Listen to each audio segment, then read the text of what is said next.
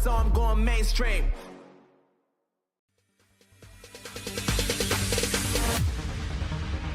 No, there ain't no stopping us. Fly without a boarding pass. Couldn't catch me, I'll be moving fast. Call me a shooting star. Let 'em know who you are. Flying up in a bar. Wish on a star. Time to show 'em who's in charge. Call me a shooting star.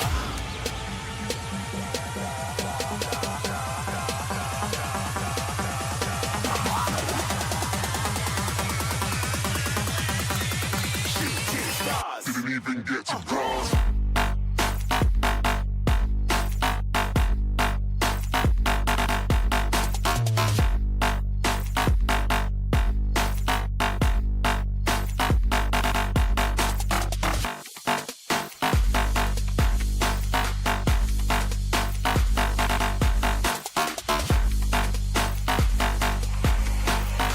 I said I'm moving too far. Get to bronze.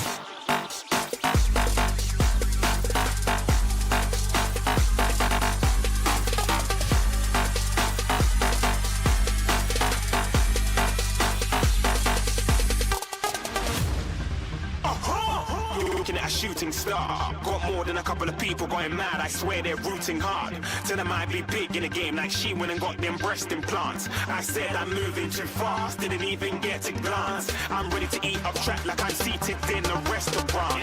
If you had swag like mine, you know it's best to flaunt. We aren't hating because you aren't. Shining like it's neon. Rock like kings of Leon. Shooting stars across the galaxy. I stand out, so don't be mad at me. Infiltrate, I'm with my strategy. When I turn up, then I just have to leave. Shooting stars across the galaxy. I stand out, so don't be mad at me. Infiltrate, I'm with my strategy. When I turn up, then I just have to leave. Yeah, shoot. Yeah, shoot. Yeah, shooting. Yeah, shooting shots.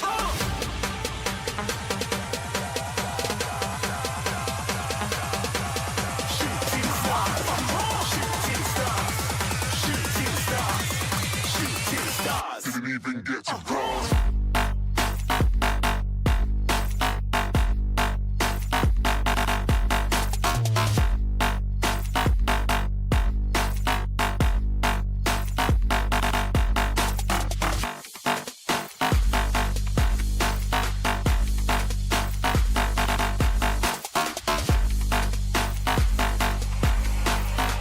I said I'm moving too far. Get to bronze.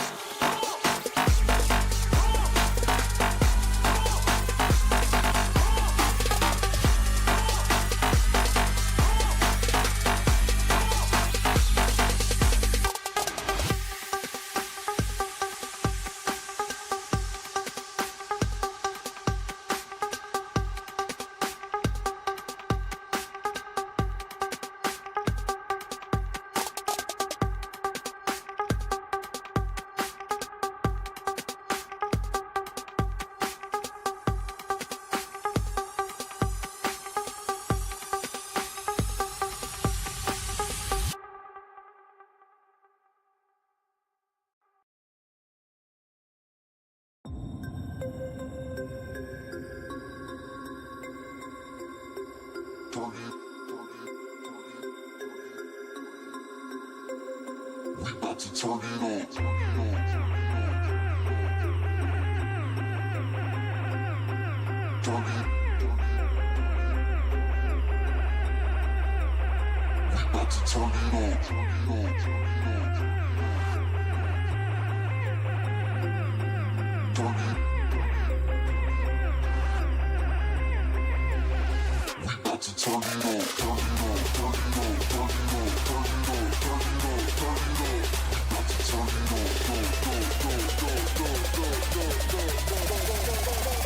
about to turn it on.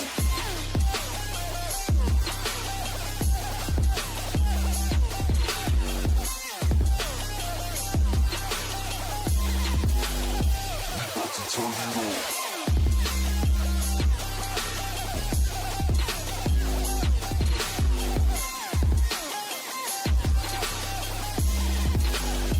About to turn it on.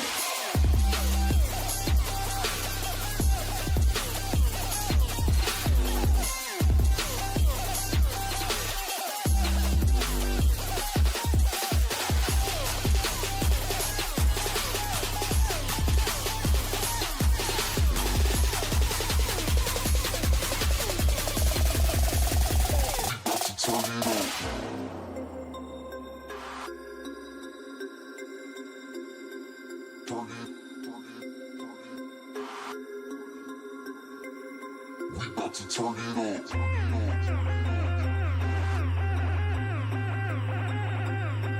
Turn it. We about to turn it on.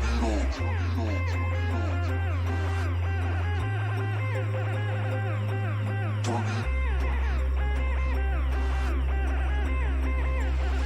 about to turn it on. Turn it on. Turn it on. Turn it on. Turn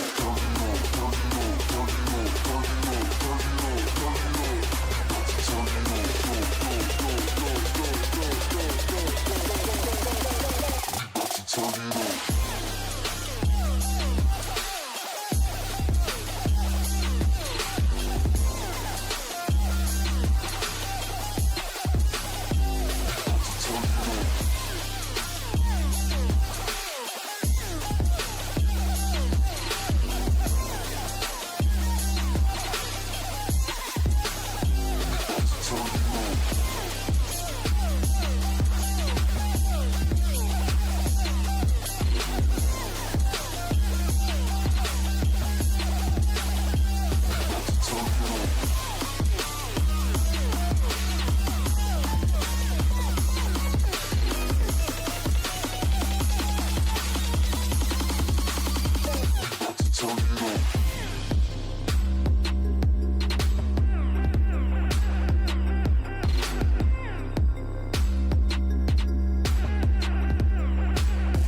Turn it on.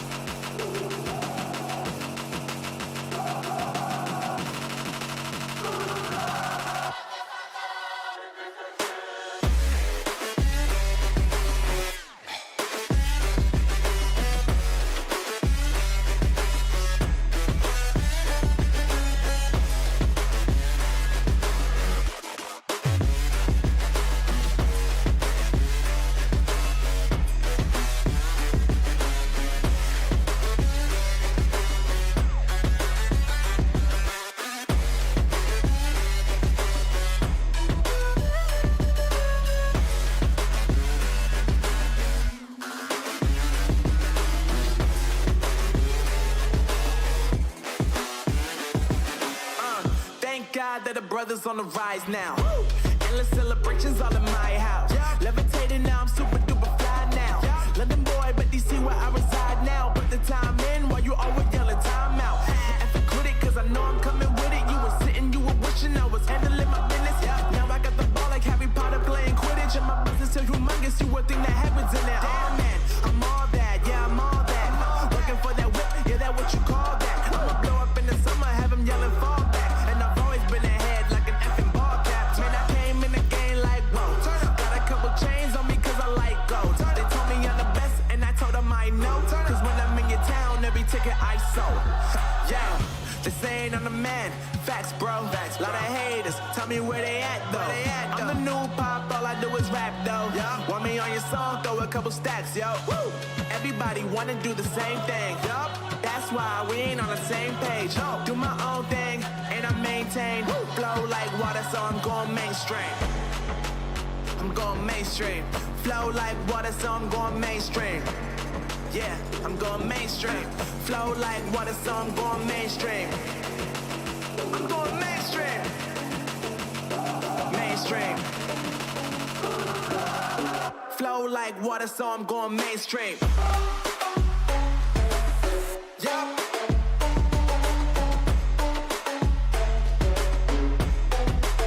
I'm going mainstream. Damn. Flow like water, so I'm going mainstream. Woo.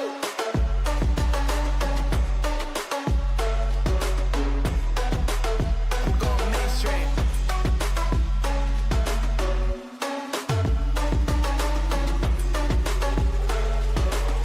Flow like water, so I'm going mainstream. Just saying I'm the man. Facts, bro. Lot of haters. Tell me where they at, though. I'm the new pop, all I do is rap, though. Want me on your song, throw a couple stats, yo. Everybody wanna do the same thing. That's why we ain't on the same page. Do my own thing, and I maintain. Flow like water, so I'm going mainstream. I'm going mainstream. Flow like water, so I'm going mainstream. Yeah, I'm going mainstream. Flow like water, so I'm going mainstream. I'm going mainstream. Mainstream. Flow like water, so I'm going mainstream.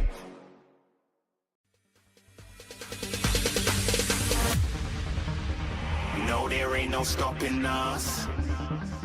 Fly without a boarding pass. Couldn't catch me, I'll be moving fast.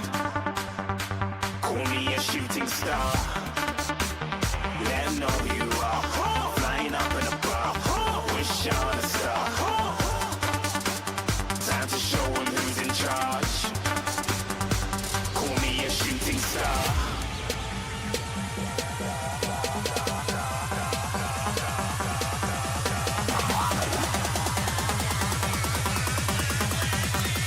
Shooting stars. Didn't even get to bronze.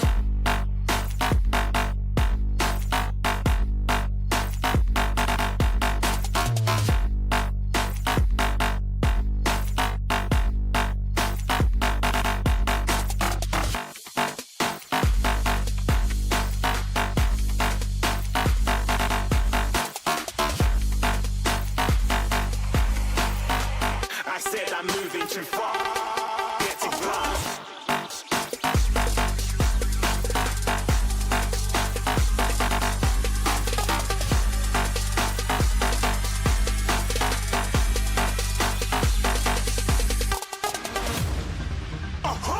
You're looking at a shooting star. Got more than a couple of people going mad. I swear they're rooting hard. Tell them I'd be big in the game like she went and got them breast implants. I said I'm moving too fast. Didn't even get a glance. I'm ready to eat up track like I'm seated in a restaurant. If you had swag like mine, you know it's best to flaunt. We aren't hating because you aren't. Shining like it's neon. Rock like kings of Leon. Shooting stars across the galaxy. I stand out, so don't be mad at me. Infiltrate, I'm with my strategy. When I turn up, then I just have to leave. Shooting stars across the galaxy. I stand out, so don't be mad at me. Infiltrate.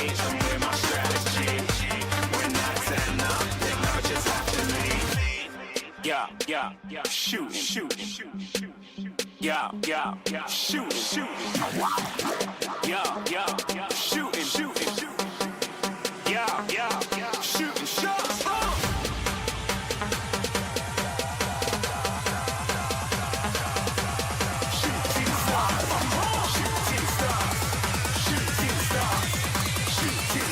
Didn't even get to cross.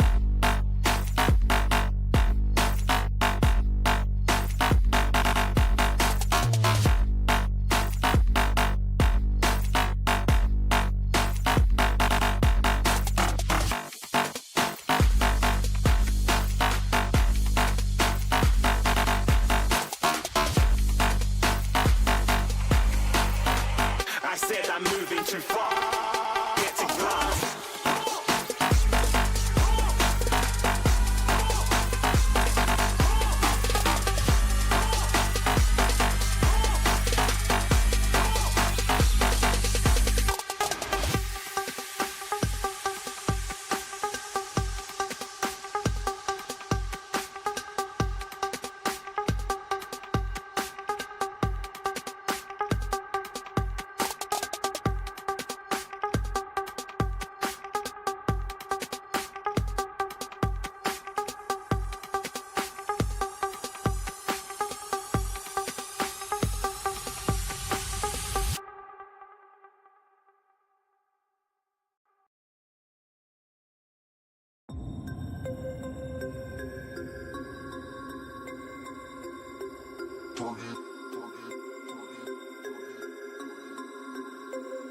We about to turn it on. Turn it. We about to turn it on. Turn it. We about to turn it on. Turn it on. Turn it on. Turn it on. Turn it on. Turn it on. Turn it on. We about to turn it on. Go, go, go, go, go, go, go, go, go, go, go, go. We about to turn it on.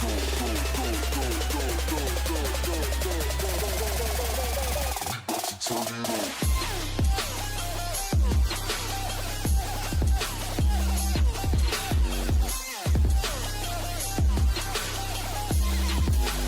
Turn it on. We about to turn it on.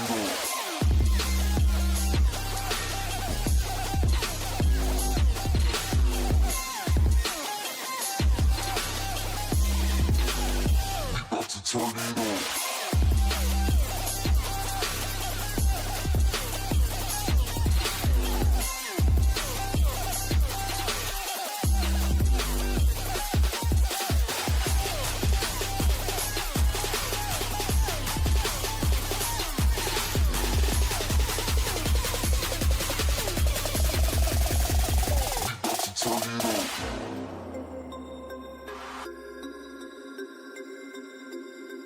Turn it.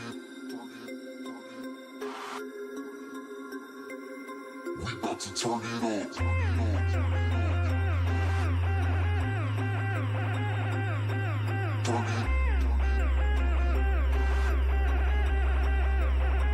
Turn it on. Turn it on. Turn it on.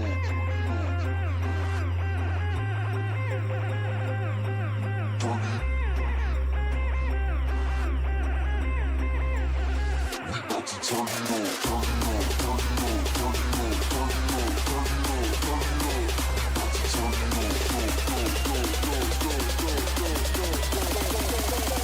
We about to turn it on.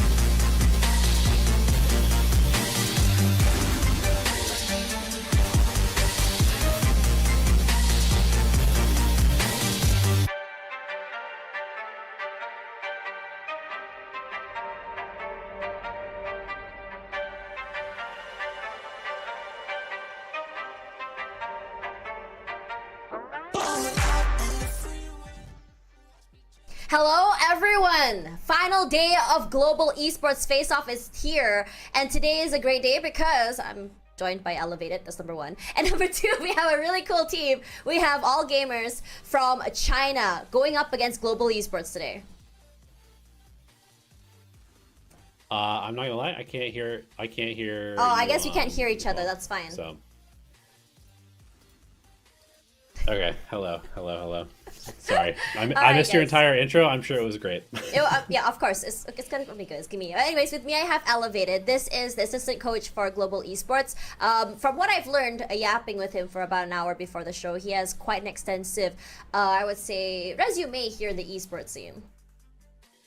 Yeah, I've been around. I've seen some things. Some people would probably call me a boomer. I definitely will never be a pro player because I'm too old. The kids will tell me that. I hear that in my rank A's all the time, so unlucky.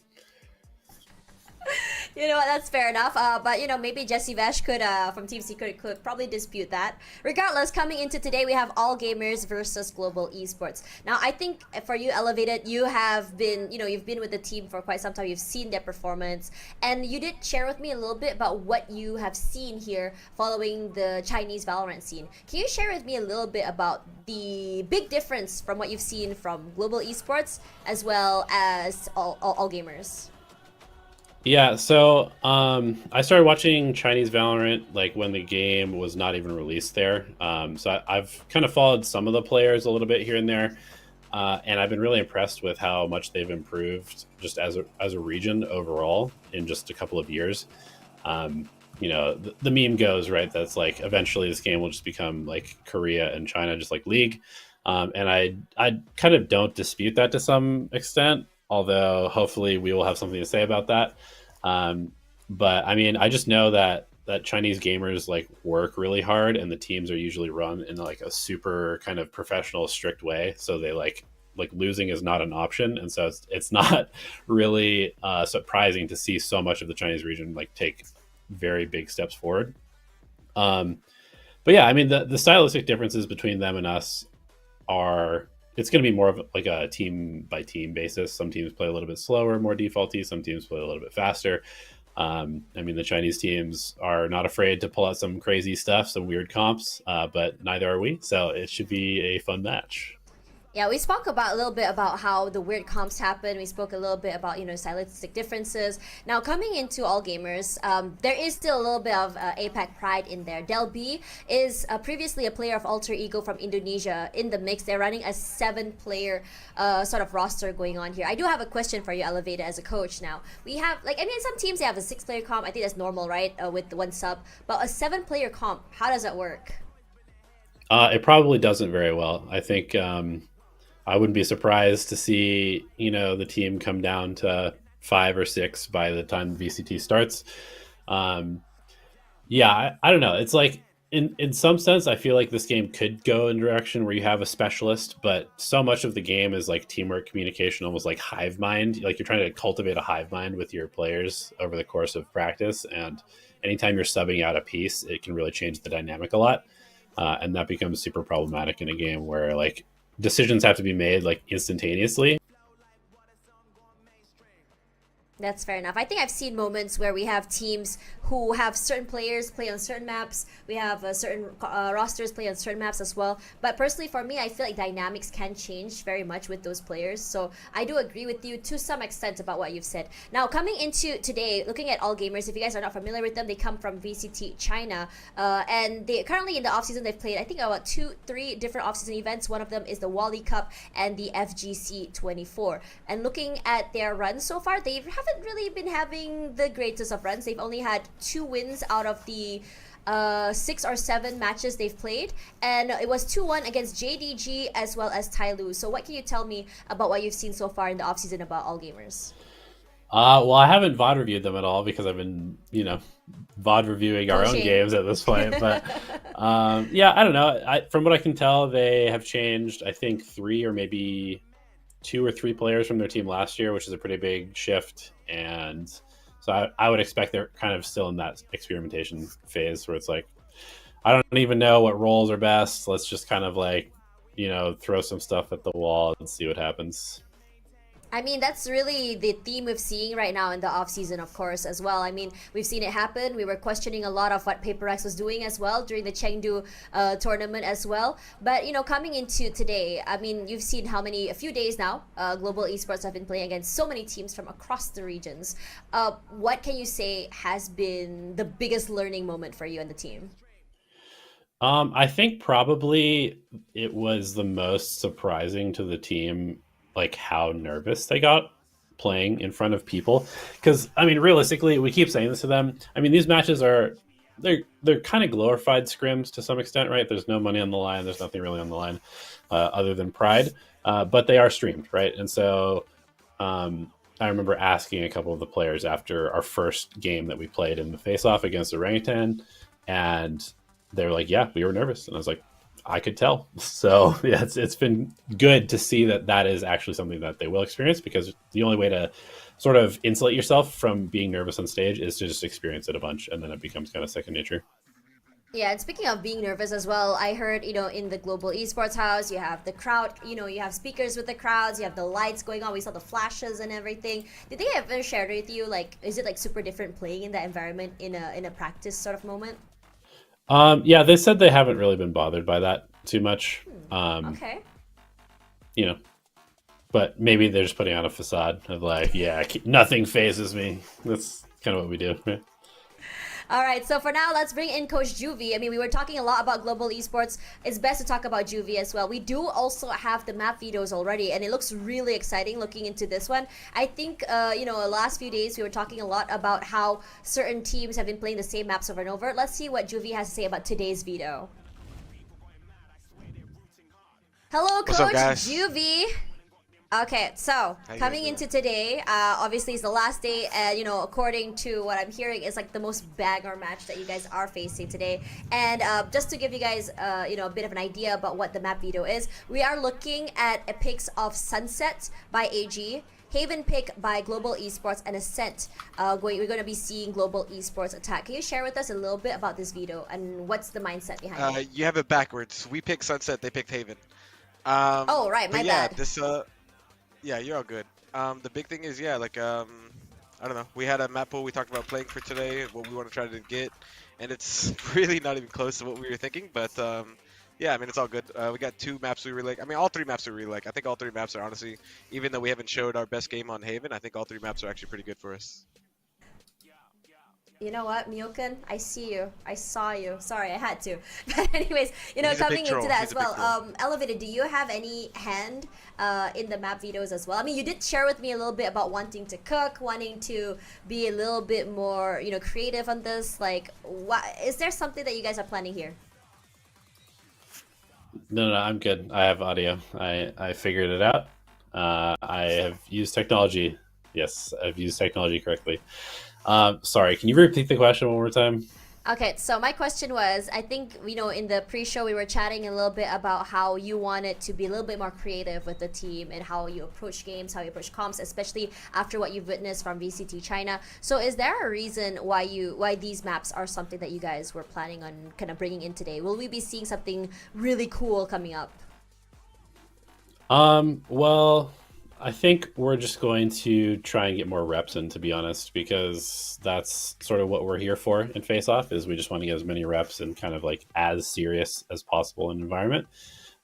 So the more reps, the better. And honestly, I think we're just kind of at that point as a team where it's better to just do comfortable stuff so that we can develop the teamwork and coordination instead of changing like everything all the time.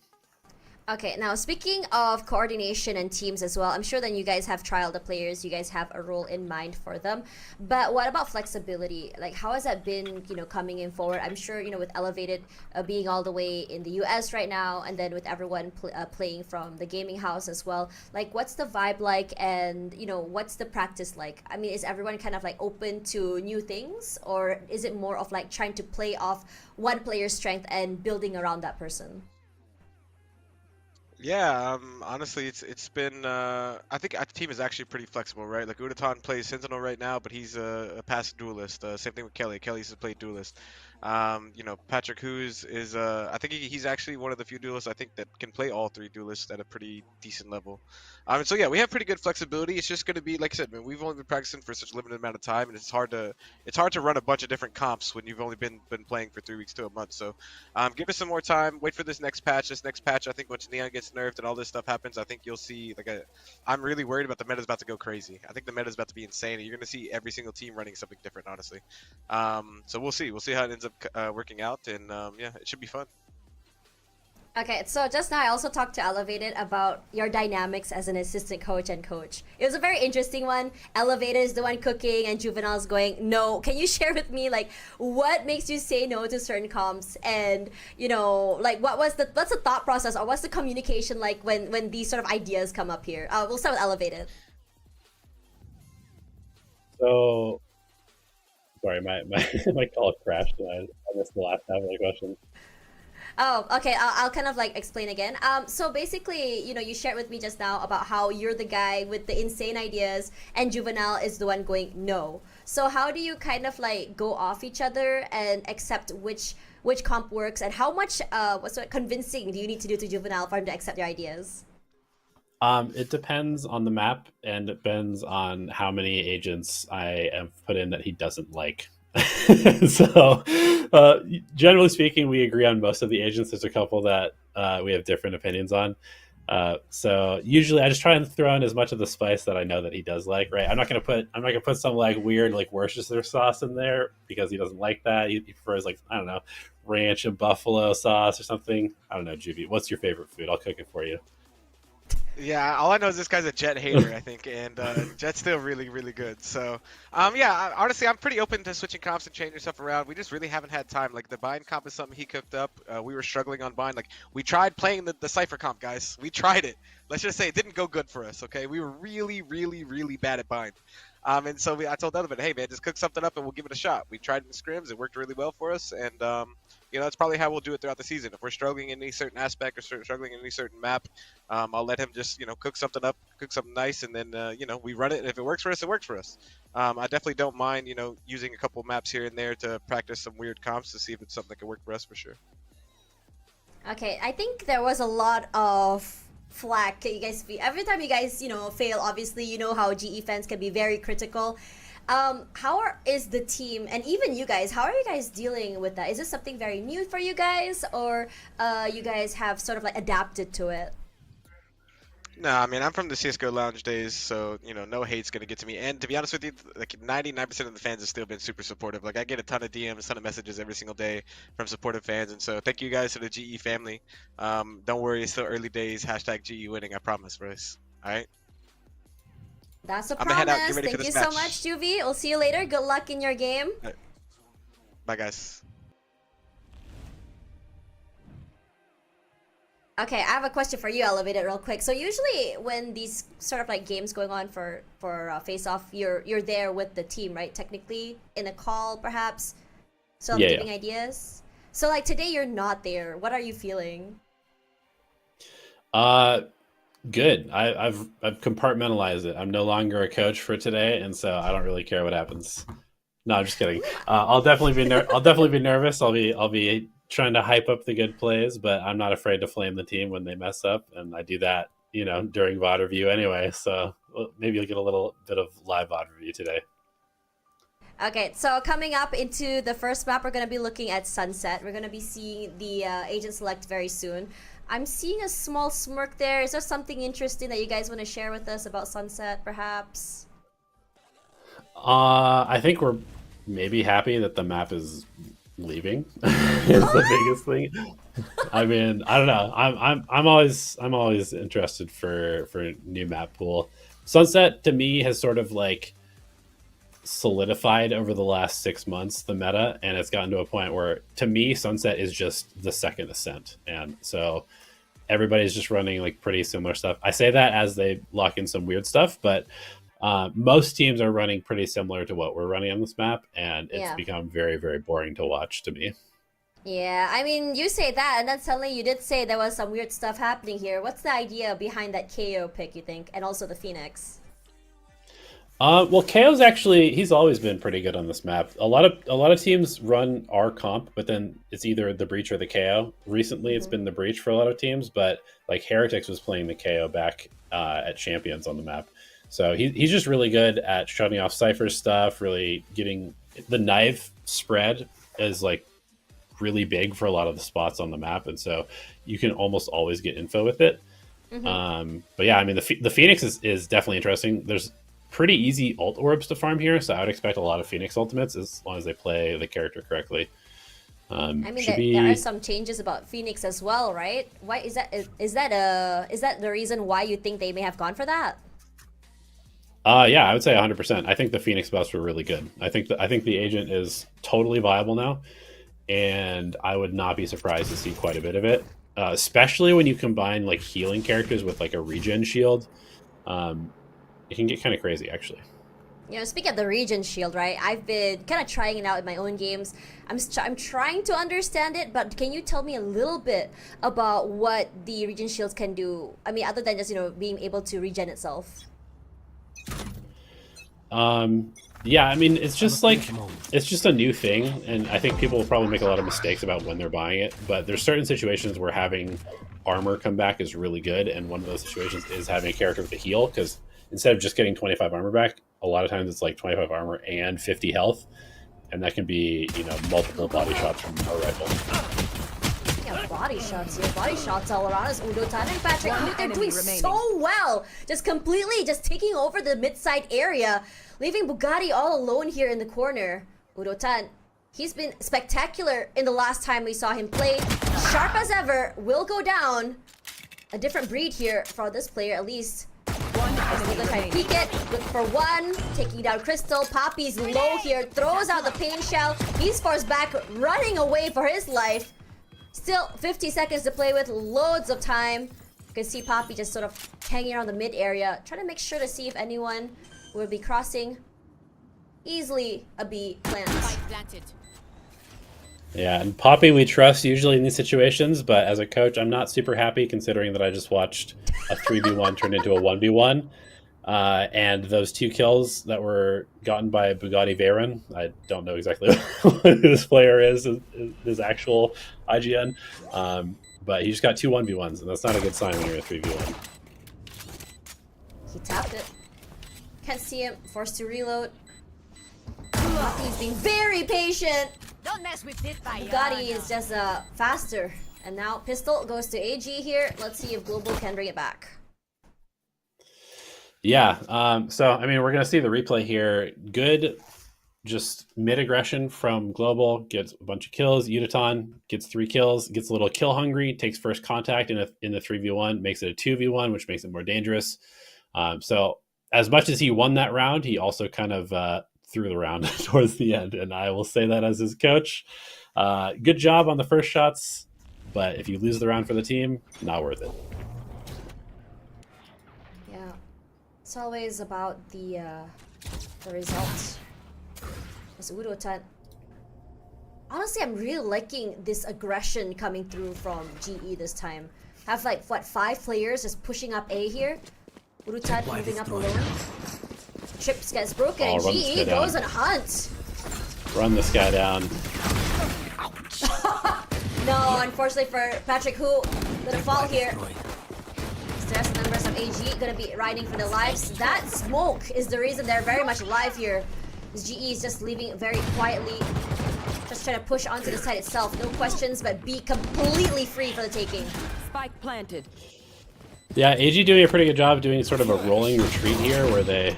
Oof. Well, now they're fighting back into close range against Classics. Yep, double swing. Udo Okay. tap. Great He's on headshot, his legs. actually. Deploying drone. Drone immediately gets broken here. Udo Tan on the backside here. Kelly, yes, doing a good job. Is playing up Bugatti, but Khan from the smokes! It's nasty! Oh man. One corner uncleared and he completely takes advantage.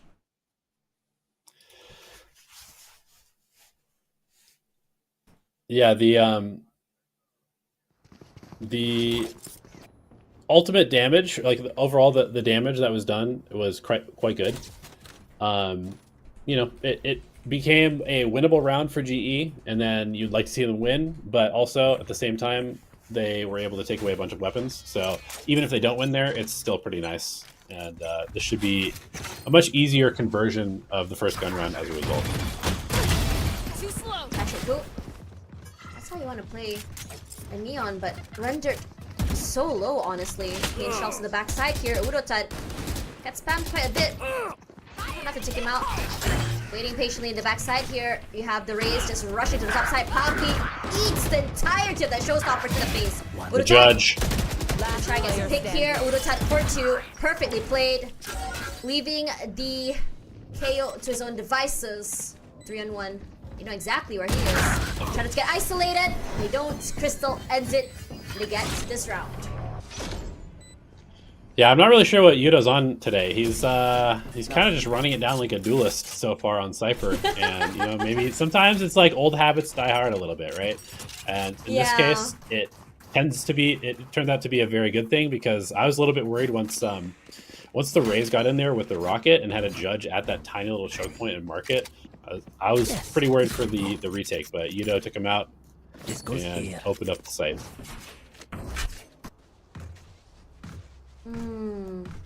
Interesting one, honestly, if you think about that. I mean, a lot of teams have now kind of moved from duelists, moving them to sentinels, just letting the aim do the work.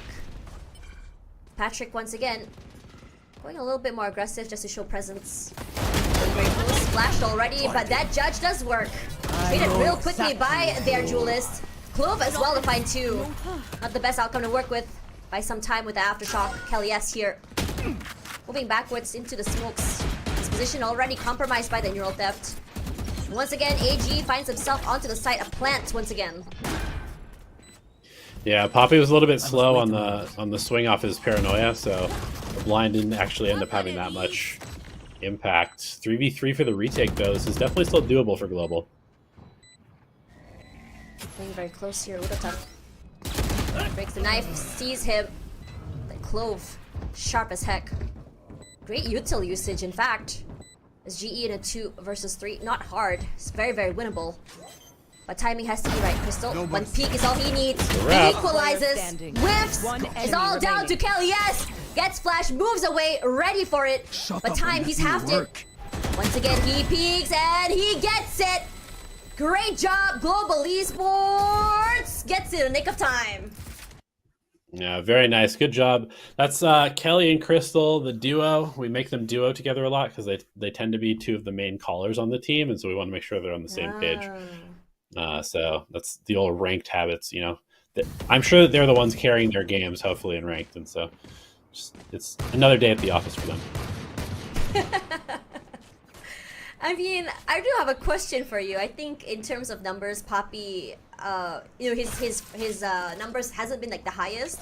But one thing about Poppy is all about impact frags, also about getting those clutch moments. Hold that thought.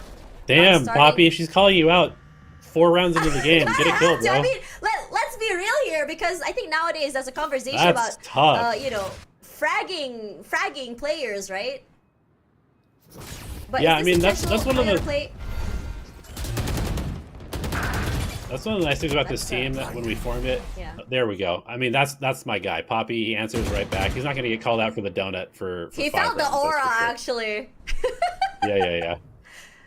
Absolutely. Honestly, Poppy's one of those it's players. refreshing. He's got tons of aura. He's got tons of aura. Yeah, he does have a lot of aura. I agree. I mean, his previous run in Naos kind of proved a lot, right? He was the highest rated player of that team. Push comes to shove, he carries, he pulls them up. But this time around, it feels like he's okay with kind of like taking the back seat. But this time around, he's in the Spike front. down, He attacker sprays, spawn. unfortunately, will be traded. Knocked down already, leaving Yeah. the rest of Global playing on the site. Gets a lot of info though, as long as Kelly doesn't get tagged here. Could even potentially rip the ult. Nope. Spike down A. Save it for now. One Great enemy play, remaining. Kelly, yes! Falls eventually to bunt. Got the spike. It's a spike. 20 seconds to play with. A lot of noise. The plant. Coming down here. Bunt. Has his work cut out for him here. No peeking. It's tagged up by the shock dart. He's patient. Here's the sounds that Smokes just gives him a little bit of space to work with. Eyes on one end here, Tally. But oh my god, GE. That jump felt very very personal, honestly. Yeah, Yudo's having a good time. Anytime that Yudo's having a good time, the other team is probably not, and that's a good sign for us Yeah. today. One step closer. But anyways, coming back to Poppy, you know, him taking the back seat. Is this something that you guys planned? Poppy taking the backseat? Yeah. I mean, you know, like, the thing is, I think everybody on this team is capable of carrying a map, like, legitimately in terms of the fragging power. I would prefer it if my smoke player stayed alive and then was in clutch situations. So I don't mind him having lower fragging numbers than he might have had last year, as long as he's doing his job. Yeah. And there's plenty of other talent on the team to carry I'm games. out of here. I think that was something that he already mentioned to us, says Patrick, who immediately punished for the aggression. But Crystal answers back, even then, for down, two, taking out the ultimate from the Phoenix. Gonna fall here. Raise. As they get flashed here. Kelly S cannot hold, but Crystal from the backside. He does what he does best. Making sure that no one gets onto the site, leaving two members left. Trying to get isolated here. Yudo seems pretty aware of this flank as well. Oh, maybe no. not. Unfortunately, he I can't got hold the it. I think he was aware, but they get the Scanning spike. ahead.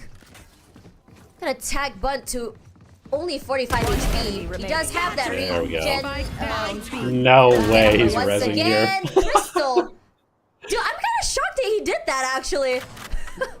That's not the play. That's just a ranked Clove play where you're just like, I'm just gonna press my ultimate because I haven't used it. Maybe he was just trying to buy time for Calm, perhaps. Tian. 30 seconds left. Yeah, it was gonna be a tough one to pull up. I think regardless. Good high-low. As soon as he peeks, he's gonna try and do it. There we have it. Poppy. Aura is auraing. Yeah, that was a nice ultimate combo there. Crystal hitting it off of the push from Neon all the way down. I mean, this is one of the things we talked a little bit about, like the community being a little bit harsh on, you know, some of the games so far. And right now I feel like after all the stuff that Juvie talked about, you know, Patrick, who's gonna be the GOAT, he is the GOAT, he's gonna be the GOAT. And you know, a lot of people have very high expectations for him. They think he's going to drop like 40 every map.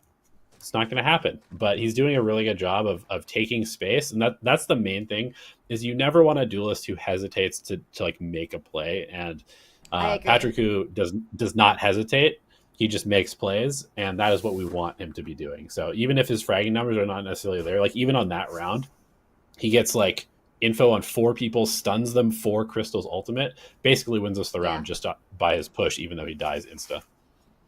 You know, speaking of Crystal, right, I think I'm really liking his positioning. He's always somewhere in the back. He lets the frontliners do their job, and he's there to just really kind of help them solidify those kills. Yeah, you have Patrick who falling very early. Maybe Kelly S falls as well. But then you're always almost, I would say, what's the word? gonna get that trade, gonna get a 2 pick off back from Crystal as well. So I'm loving this dynamic from the team as well. And coming back to what I said before the round started for Papi, we had like a bit of an interview with Papi a few days ago, right? About what he expects or feels about playing here compared to Naos. How Papi said that in Naos it felt like it was individual brilliance, but on this team, you guys are playing as a team. Do you agree with his statement? Yeah, I mean, I think basically anytime a player comes over from an environment that's a little bit more comfortable to something that's a little bit less comfortable, there's going to be an adjustment period. And again, that's kind of why these games are really good for us, regardless of the result, just because more hours is going to equal more comfort, which is going to equal better like teamwork. And at the end of the day, like crazy comps aside, meta aside, whatever, this game is just all about teamwork. The better teamwork, the better the team. So it's great to have a player like Papi here who has experience and isn't sort of, he's not like taking up too much gravity in the team, if that makes sense. He's just kind of, he's like a really good team player, right? He doesn't, the game is not all about him, and he's just going to do what he does, and that is usually pretty high impact just in and of itself. You know, I completely agree with you. I think it's a whole different dynamic coming through here from all these players as well. And honestly, you know, we talked a bit about the open tryouts for Global Esports as well previously, about like what you've witnessed in Tier 2, Tier 3. So happy to see Global Esports do this, but let's see what they have today against AG in this next round. Big flash, Papi playing this off angle, moves out the way. He challenges, good for 2 even, and now moves out the way. Impact play all around here, could be dangerous, but he has set it up so perfectly with his paranoia. A quick push forward by Patrick Hu, and there's only 2 GE players needed to demolish the entirety of AG. Wonderful. Yeah, as Yunaton would say, yum yum yum yum yum, eco frags. No way he says that. Oh, yeah, absolutely he does. Absolutely he does. But yeah, I mean, so you can kind of see a little bit what they're trying to do. RGYNB, the Phoenix player, who is Player is his name, as awesome as that is.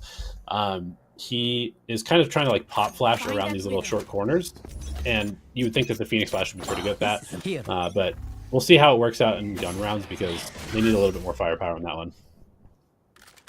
That is a very risky play here. Udotan had actually been, you know, found out by the knife, and he's still holding on behind that box. Timing could be crucial here. Checks the area with the cam. His teammate is there. Yeah, RGYNB is deciding, okay, I smell something fishy. I'm moving out the way. Yeah, meanwhile, Wadi over on the Rays, aka Bugatti Veyron, not really moving like a Bugatti Veyron. That's sort of Neon's job, and in this case it pays off, because had he been just running it down, timing's perfect. He definitely doesn't get that value. Bulls whipping for a little bit. Papi gains composure, great enough to move out the way here. 49 HP left, surviving with his life. And the Neural Theft will come online here. We have Tian sort of relaying that information from his teammates, but for Wadi, it's about trying to breach that site. That smoke is not helping, and knowing there's a player holding him, marking his area, it's also something that puts a little bit of question marks to him sort of pushing out. Yeah, very suspicious that after the Neural Theft they have not gone for the plant. So Spidey sense is tingling for Yudo, but he still gets Cypher Diffed in middle. You can call it what it is. The timing. Enemy remaining. What? How did that miss? That classic though. Gonna fall out. Crystal, reliable as ever. The last person keeping the site. Never give up. Great util usage, honestly. Level heads until Yeah, Crystal, you know, we when we were forming the team, Yeah. the management of GE was like, we want Crystal, and Juby and I were like, Crystal's good. Like, let's get Crystal. Yeah. And then we watched him Yeah. scrim, and we're like, let's get Crystal. And then management was like, we really Yeah. want Crystal. And we're like, I guess we're getting Crystal, and that's a good thing. Yeah, I you know what? I couldn't tell that you guys wanted Crystal at that point, man. Like, are you sure you wanted Crystal? Yeah, I mean, as long as he does that, he can have his job. Chiku here. Perfectly played that micro angle to perfection. Forced out here by that flash. Finally falls. Punished for the double peek. But then you have Udotan as ever holding the angles here with the smokes. Good for 2 before finally falling to Bunt. But as for Tian, it's been reliable enough to play in this mid area. Good hold just to make sure that no one's just lurking Enemy around. remaining. But Poppy, today, he's sharp. Yeah, I mean, I think they must have mixed the audio feeds because he definitely heard you. Because ever since you called Oh, him out for man. being 0 and 4, he's kind of been it's been a little crispy. My bad, Poppy. You know what? I mean, if this listen, is what it costs for him to be good, then why not, right? Mix up the audio. yeah, Rushi, make sure that she gets a jersey. Bring it to all of our games. She can talk smack to Poppy every day before the game starts. And you said anything to win this year, so I'll hold you to that. You have cheerleaders, and then you have the smack talkers, bringing a whole different vibe to the team. Motivation. Poppy swings Spike up, down A. pops heads. What's more? Look at the amount of pressure he's putting onto the players of AG here, who even dare to even peek out in front of A. Not that force back. Right there. Yeah, we're doing a really good job jamming them in A main because their team doesn't have the same sort of like early explosive power that a Breach Neon does, where you can just kind of instantly take elbow, and so they're falling prey to a lot of our traps as a result. Oh man. And so yeah, I think A main might be off limits to them for the rest of this stream or the rest of this Oh game. man, not before Calm has something to say about it. Shot straight to Patrick Kelly. Yes, for one more, 3 even. Global Esports shows complete dominance, at least this first half. Yeah, I'm pretty happy after that initial throw. I'm not going to let Yudo live that pistol round down, but we made up for it in the rest of the half. What are you gonna and- tell him after this? After this game, you're like, hey, I saw that pistol. What are you gonna say to him? I mean, I'm going to say, listen, good job, but this play, never do this again. Don't ever do this again. Damn. Anyways, it's a tech timeout once again for the teams. So let's talk a little bit about what we've seen so far. Okay, I want to talk a little bit. I mean, Pepper X, they have the molding coach, right? Have Alex breaking desks. What's the vibe for Juvie? Juvy's chill. I was trying to that's the vibe I got for him. I was kind of hoping to tilt him or something, but No. I think he might just be too chill to tilt. And I was like, should we do some sort of motivational thing before the game? Should we give a little bit of a speech? He's like, nah, and here we are. damn. No smack talk, no motivation, just straight up go, you know what? Let's go, guys. We got this. Yeah, there's production two types is of people. playing skating. Oh look. There's two types of people who make montages, right? There's the the Yeah. people who hit the flick and then they hard flick away, and it's really weird because the unnecessary flick away, and then there's the calm aimers, right? Juvy's a calm aimer. Yeah. If we want to put it in montage terms. And then you have our production that's out here playing skateboard. It's giving Tony Hawk. Did you play Tony Hawk back in the day? Are you trying to date me or what? Yes, I did play No, Tony what? Hawk Pro Skater back in the day on the N64. I am that old. Thank Dang. you. Dang, you doxed yourself. I didn't say anything. It's okay. Punk I mean, status. those were some of the best days. Hitting a 900 on the half pipe in Tony Hawk's Pro Skater was the hardest trick that had ever been landed. Dang. Man, look at that. Chat has no Immediate idea what I'm talking about, by the overdrive. way. Oh my god! You're dead. Patrick Hu just completely runs it down, finds the Julius, finds RGDNY, but finally knocked down by Bunt. They're not done. Both a 1-for-1 disadvantage here, both teams. Nice little skirmish. AG really liking to stay grouped with this comp. They're kind of just deathballing behind these flashes, which is an interesting approach. The contact style is good against traps. Kelly, but yes! Man's an aimer. We like what can I those. say? we like those. Like I said, we've got a lot of aimers on the team. We've got 3 former duelists, and then we have the master of Aura Poppy, and then we have some random 18-year-old Filipino kid. Wow. And This everybody can crossfire. shoot. Yeah. Now you have the power of friendship in there too. honestly, you just immediately start the round and you have this guy just completely beelining down tiles, just going crazy. Is this something that you guys planned, or is it something like you guys are like, you know, like just let the dogs out? Sometimes Patrick mutes himself by accident, and then he just calls a play and does it. And so, you know, a lot of the times we do have set plays where he gets aggressive, but you never know. That might have just been one, I'm not in the comms, where he just decided to run down tiles by himself. Sounds about right. Already we have the null command online here from one player. We have also the rolling thunder Saddam here pushes everyone out the way. Patrick Hu, a good flag will be caught down by the trip. Now for Poppy here, playing this corner very, very well, but one by one the members of GE are falling like dominoes. It's hard. Udo-chan holding down the line. He's sharp. We have Tian falling, but there's still another 4 players to go with. A lot of footsteps done. They know where he is here. And it's going to be a team ace from AG. 9-3. Do you believe in superstition? Switching sides. No, the 9-3 curse is, it's just that. It's superstition. I don't believe, especially when my team's playing. We're going to close this out, no problem. Okay, so sometimes I would look at Coach Juvenile. He starts, you know, wiping his head, hands on his forehead. Is he tilted or is he thinking? Which one is that?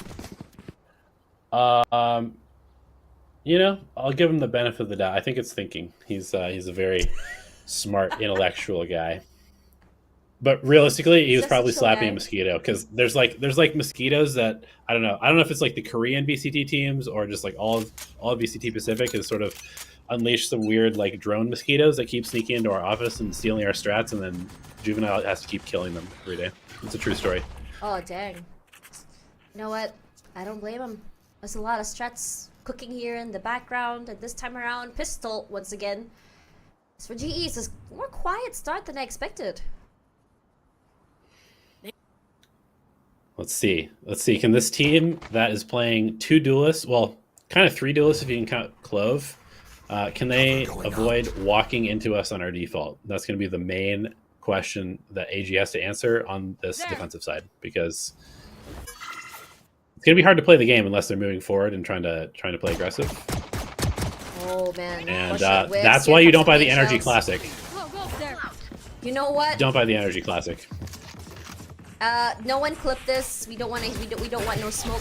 Just kidding. Anyways, Udo-tan already trying to breach that cage. Can't do so quite yet. Tian gonna be forced back here. Util dump all around. It's perfect.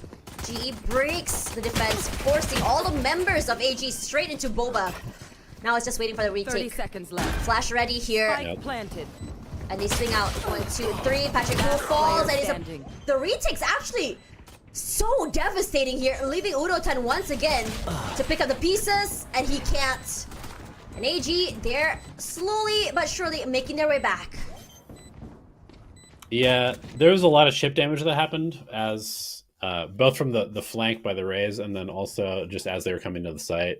Patrick Hu was down to 40 HP. You can see that Kelly was kind of low. Also, Crystal taking damage. So when 5 players are just kind of running you down, spamming right clicks and stuff, you need every point of health that you can get. You kind of get run over on the retake there. Yeah, that retake was honestly so good. It was very, very overwhelming as well. As soon as the flash came out, GE couldn't do anything to avoid the flash, and at that very moment, the whole team of AG just completely flooded in and just obliterated them. It's really hard to react off that. Yeah, definitely. I mean, they've got a bunch of flash. They've got a bunch of just fighting tools with most of their characters. So they're definitely going to be trying to turn this map into a brawl, I think. And so GE discipline on the defense, or sorry, on the default is going to be really, really important. Ew, that Bucky. Once again, a Benes.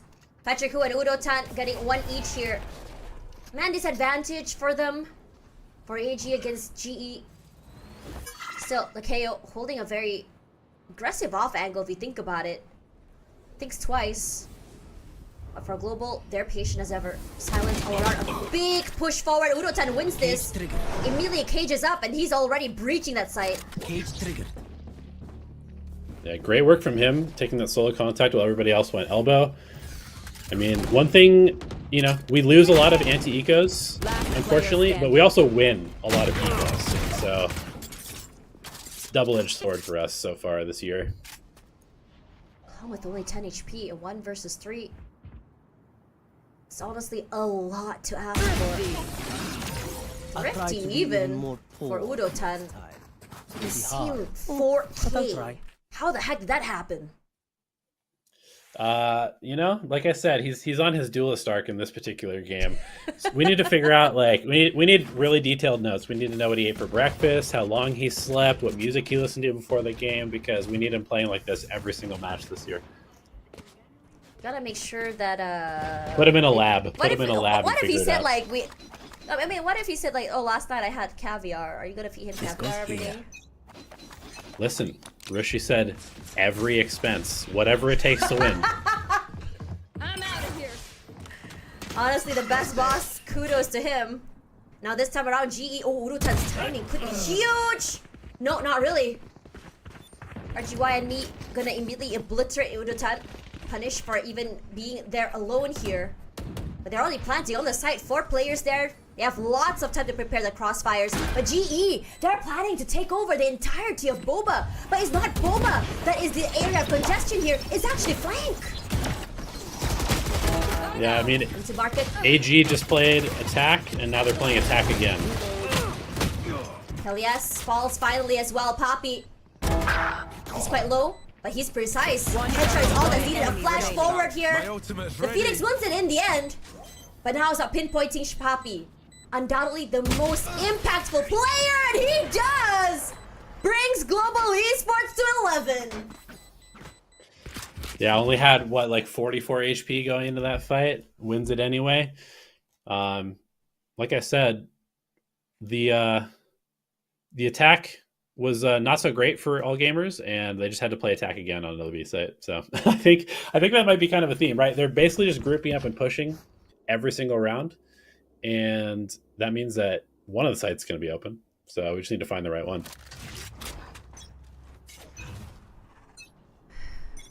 Let's see whether or not this momentum can keep going here. GE, they look comfortable. They're just kind of like rolling off that heat, the momentum. Meanwhile, for AG, their aggression is just getting shut down. And if they're not aggressive, you have Patrick who just pushing toward them. It's hard to really figure out what kind of play they want to go for here. But this time around, both Careful teams there. very quiet early.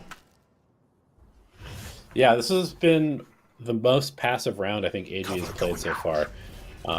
Definitely being helped by the fact that Phoenix is just on the line at A. There hasn't really been any attempt to move him off this, and so they're able to kind of stack towards B very early on. So, okay, Raze gets 2 on the backstab. That's going to be really tough to come back from. Patrick Wu tries to make something happen, nearly shut down, but he is still good for 1. 1 by 1, the numbers Player dwindle though. standing. Kellyes still make something happen. But still, Wadi, not done quite yet. Quite a number of players to his name. Kellyes, unfortunately, his shot's not hitting. His position compromised already. And now we have Wadi with 4 in the bag. Aggression will finally show up for this team. Yeah, and definitely aggression towards the end there, but the discipline of not walking down middle, you can see that Global is expecting it because they've done it so many times already this half. But really, the line being held by Phoenix there just gave all the information they needed. So Global needs to sort of spread their default now a little bit, make sure that they are actually taking map space, because that's one area that all gamers are really going to struggle with, is if they lose control of part of the maps early. Gotta go. Shortcut. This time Patrick Wu is going aggressive as ever. Fast lane up here, overdrive online, and he makes a beeline straight to Boba. Calm forced out, playing inside of the cage. But for Patrick Wu, he's playing it very safe. He knows the positions. Gonna find Calm, that's big. All the util on the side gone already, and he's not done. He tries to put a little bit more damage in, but gonna fall. Udo-tan at least to support him. The spike goes down already. The other members of AG questioning how to even breach that site. Udo, a dangerous play. Showstopper online. Udo-tan do fall. But you have Kellyes. It's layers upon layers here for Global Esports. When the front line falls, you have Kellyes in the second. He's not done. Remaining. A flash forward here. A good cross from Market and Boba. And now for Bunt. What are you gonna do here, buddy? Are you gonna try and go for it here? If he walks up, immediately he will be stunned, and he's thinking, okay, perhaps this might not be a winnable round, excuse me, and he's gonna go for that save. Yeah, that's just a really, really nice understanding of the situation by Global. I'm gonna give my team a little bit of credit at this point. They know that there's some really good retake ultimates coming in from AG with both the Showstopper and the Phoenix ult. Match point. And so they jam them in the choke point far away from the site. So just to get through the choke point, they have to use 2 ults. They are able to eventually get through, but they have no really punching power once they're trying to get into the site now for the rest of the retake. So super good positioning from Global on that one.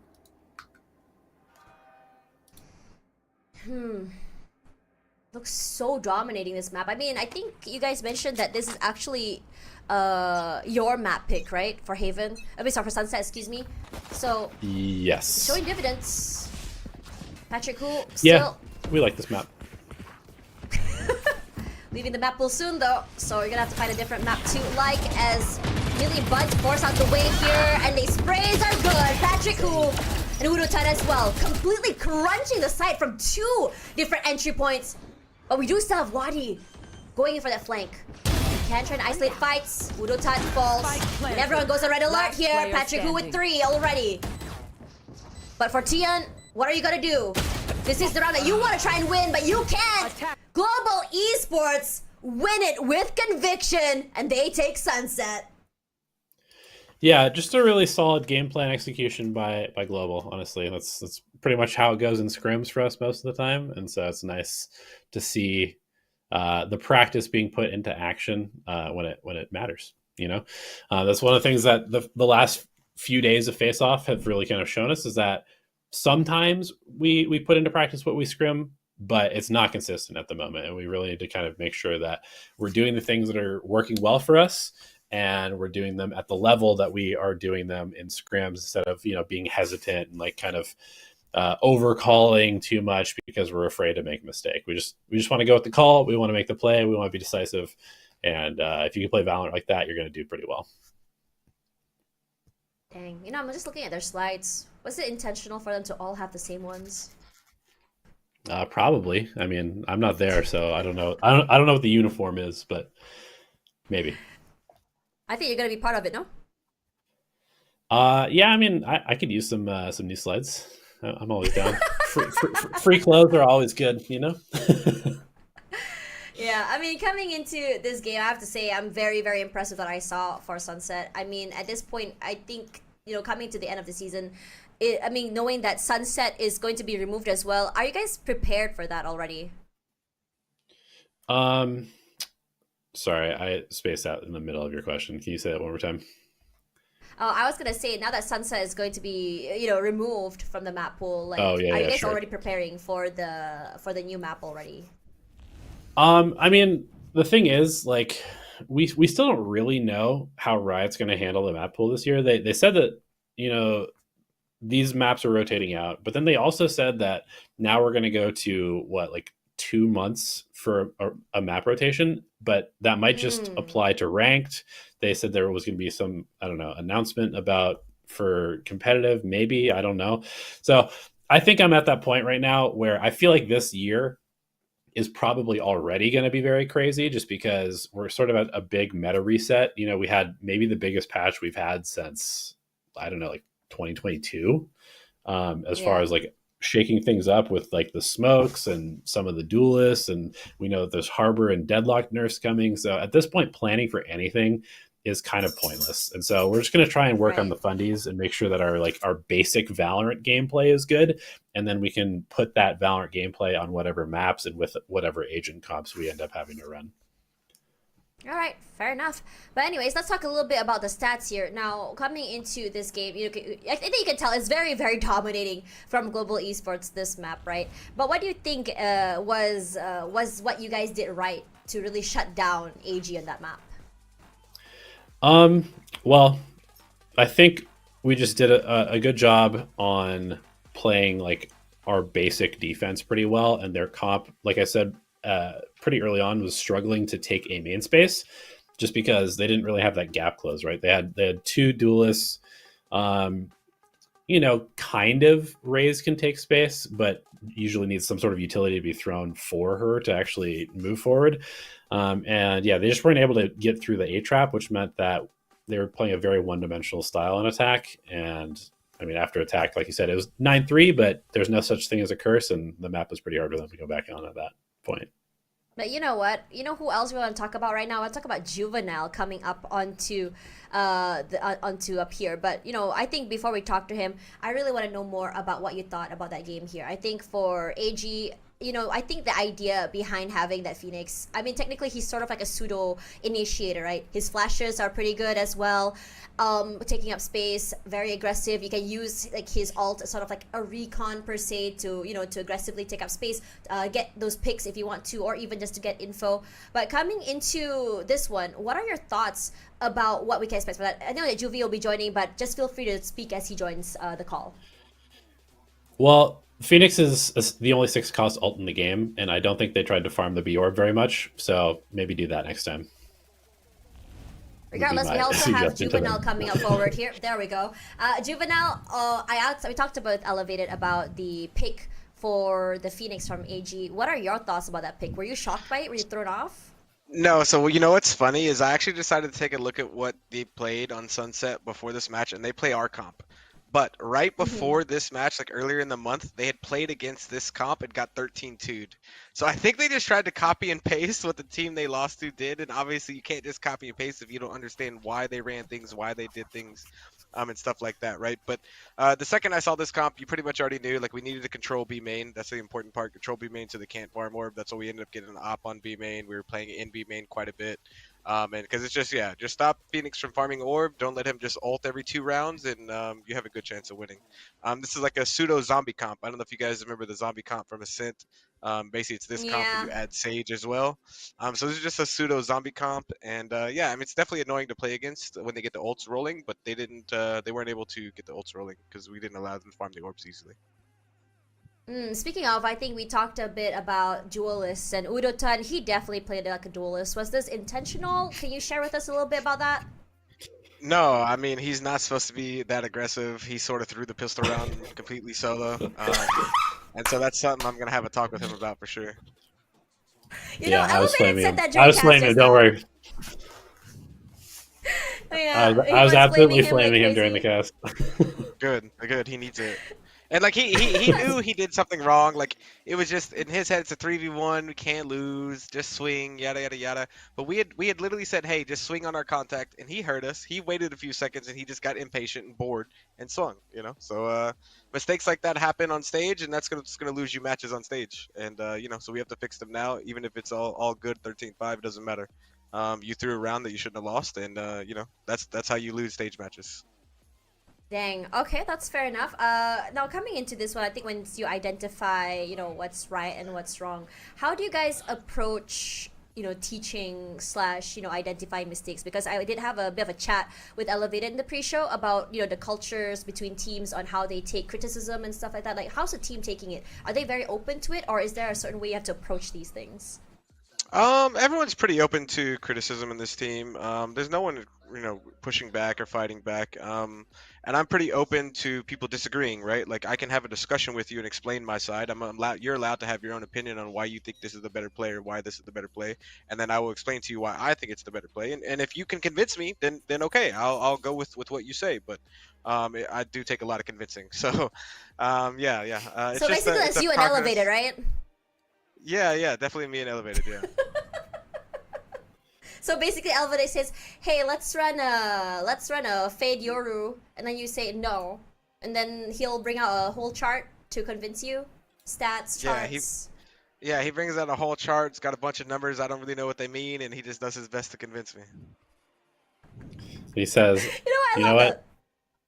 I can't read, so these numbers are nothing to me. We're not running your comp." Okay, loving the dynamic so far. Now after this, we're gonna go to Haven, which is AG's map pick. So what are your thoughts so far about that map? Obviously we haven't showed our best selves on Haven. Hopefully today you see a better version of us today on Haven, and good luck. All right, thank you so much, Juvenile. Let's go back to the desk. And now my question will be going. We'll go Go straight get him, to Tiger. Elevate. Okay, now Elevate. I want to ask you about your Haven. I think word on the vine is just tweeting out here on the apps about what your Haven is. So what have you learned so far in the past few days you've played on that map, and have you guys had time to fix it? Yeah, so I think we've actually it's weird. Like Haven was one of our best maps in scrims, honestly. So when we played and lost on it, it was just one of those things where we were definitely just kind of stage frightened a little bit. Like we were just not making the decisions at the speed that we do in scrims. We were not taking the chances that we were doing in scrims, and we weren't listening to each other well enough. I think that we're going to see a good Haven today, because I think actually maybe not the last two times we played it. Certainly the first time we played it was the first map that we had played. So I think after just running them down on that last map, that we're going to come into this next one wanting to kind of run them down again. And unless they play something like super absurd, if they play standard, I think we're going to steamroll them. If they play something weird, maybe it'll take us a little bit of time to figure it out. The biggest thing for us is just we have to do our attack correctly. And so far that we've played Haven in these show matches, our attack side has just been really like, it has not been well coordinated. Let's just put it that way. It's like we're just not doing the default correctly. We're not like taking the right space at the right time. We're a little bit like too frazzled by what's going on in the game to actually be coherent in our game plan. That's fair, and I think it's really important as well. This is why, Face Off happened, right? It's for you guys to just have an idea of what it's like to play a bit more under pressure. Again, it's a glorified scrim, but the stakes are definitely there. You have all eyes on you. You are showcasing the first time you're seeing GE play as well. And I think the players having stage fright, I think it's a good thing that you guys are sort of like exposing them to this stage fright very, very early, because it's going to be very different as you go onto the big stage as well. And now, speaking of, going onto the big stage, I'm sure that you know that for a lot of the players for tier 2, for like Naos and stuff like that, they mostly play from home. They have like a LAN maybe during like Ascension toward the end so they don't really have that exposure. But how do you think you're gonna quickly help them get adapted? Because once the season starts, they're gonna be hitting the ground running, right? Yeah, absolutely. I mean, we definitely wanted to go to some international events like in the off season, get some reps on stage, but just because of the time it took to put the team together and visas and travel and all that stuff, like management stuff that just like has to happen for the team to actually be there in Korea for the season, made it impossible scheduling wise. But I think these guys will adapt quickly. It'll definitely be weird. But they've also, even just coming to our boot camp and playing at the boot camp is already kind of a weird experience for them, I'm sure, just because they've, like you said, been in their own setups at their own rooms for a while. So they're already getting that practice. And, maybe we'll see a little bit of sort of like the stage nerves in the first couple of weeks. It's definitely possible. But if you are well prepared, a lot of the times the nerves kind of take care of themselves, because you can just fall back on habits that are good. Yeah, I think at one point you just start to get used to it. But for now, let's go into the agent select. Now, I think for a while now, yeah, I knew it. It was going to be the Neon, but a Yoru and an ISO. What's the vibes? I mean, listen, Fnatic plays a comp, people are going to copy them. Okay, that's the main thing. And so everybody thinks this comp is great because you have two duelists. Everybody wants to play duelists, and everybody wants to play Fnatic comps because they do all the hard work, right? They do the innovation, they come up with the stuff, and then everybody else is like, ooh, that seems nice. Take that one, and we'll take that one. Yeah. And I don't know. I think we've already played this comp a couple of times, both in scrims and now. Like the first matchup we played was against this comp on Haven, or no, the second one, when we played Naus. And so we've already seen this once, and I think we'll be better prepared for it this time. I think, there's a reason why he named his character TLN Premi. I mean, you're playing an ISO. Sorry, what's happening? I mean, we'll see. We'll see whether he plays like Premier or not. Swing. Yeah. Swing one tap. Primi would swing one tap Okay. this, so He would, absolutely would. He didn't, he took an orb instead. I mean Anyways, that's like Kelly, support yes. player aura right there. That is not Primi aura right there. So Yeah, that's all Primi aura. Let's see if he shoots like Primi though. All three just walking up long, straight onto the side. But look at GE, they're set up for this. Spots out already. Here comes the stuns. Poppy good for one. And Kelly, yes, coming from the other end here. Not a single player from AG was able to do anything about that, leaving the only last two players alive here. Even then, there's a trip onto B, they break it, and Global Esports are preparing to already rotate over.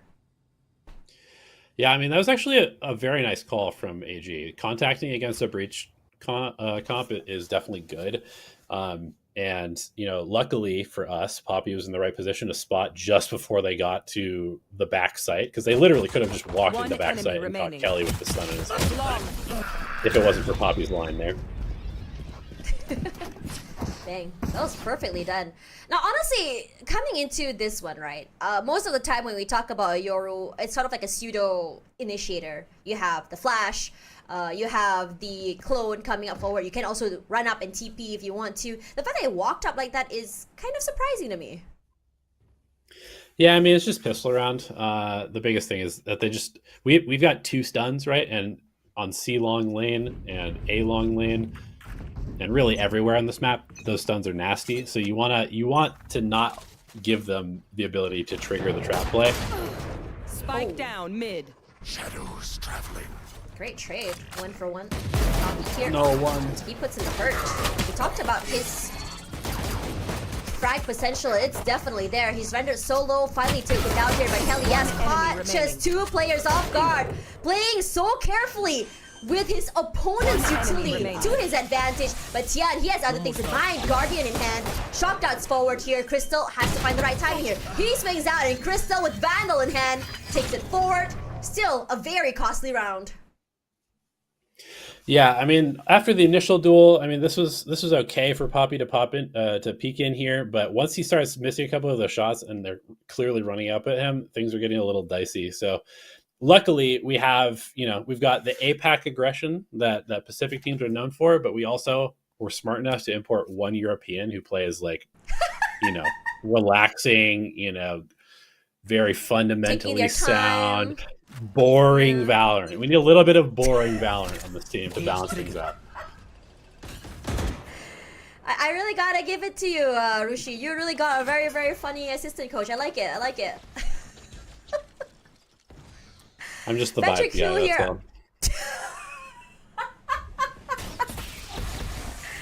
all. All right, Patrick Hu playing very aggressive, but we have Tian kind of having an idea that the rest of the team will kind of push up long. So they're just trying to suss out what they can here, pull out any utility if they can. They already got a shock dart out as well, but still, Talon Primi or Suki, as his legal name goes. It's going to be immediately spotted out here by that drone, but it's great because they haven't made space at all. He goes out, he breaks the shield, but Crystal find one, Kelly yes as well. And job's done. That's all that Patrick Hu had to do, was just become that annoying player that the crosshairs have to follow while his teammates shoots from behind. Yeah, a little unlucky that his first point of contact was the shielded ISO. This is definitely something that I've noticed a couple of times now, where the Neon Bucky is 30 hard seconds countered left. by this ISO shield. And so he slides in expecting the insta-kill, One enemy dies remaining. in response. But yeah, this is going to be a pretty good Spike planted. bonus round regardless of what happens here, but maybe Yudo can make this even more expensive. Last player Right, they standing. spotted him Revealing already. area. One player down already. An idea of where that player is. He gets reconned all the way to hell. Moves out the way here. His movements are good. And Udotan, with only a Guardian in hand, is going to be converting the bonus. We like to see that as a coach. I mean, the initial brawl here was nicely executed. Obviously, like I said, a little unlucky hitting the ISO with the Bucky slide. But we brawled. Crystal got out. A little unfortunate here that they get 2 without any trade, but Yudo able to take advantage of the fact that Sova didn't take that one shot as he came into the site and ends up giving Global Esports 2 1v1s, and Yudo's not going to lose either of those. One thing Udo has is not losing those aim jewels, and that's honestly massive. Today is looking good. Please ask him his routine. Wake up, brush teeth, whatever. Because I want to aim like him as well. Exactly. Detailed notes. Speaking of detailed notes, look at that. He's just swinging up here, playing off the util. After shot just to move them out the way as well. Unfortunately, they did not check garage. But for GE, they have all areas and bases covered here. Kalias in the corner, a flash forward there, but the Yoru will find him in the end. Poppy, off angle on top here. The spray is good for one, but not enough for more. But the Sova RG YNB player has been massive. He's been putting up the numbers. He's been great at getting these multi-frags. Just dwindling down the numbers and advantage that GE has. How the heck is the spike here? I'm not entirely sure how they made it all the way up on C without the spike. But a little problematic for AG that GE is able to have two players watching this. This round has been a little bit of a mess from both teams so far. You know, some whiff shots, some like weird kind of individual plays being made from both teams. But if GE can close this out, a win is a win. Remaining. Last player standing. Trade there. Tell him Primmy. Not Primmying. Yeah, Primmy wins those.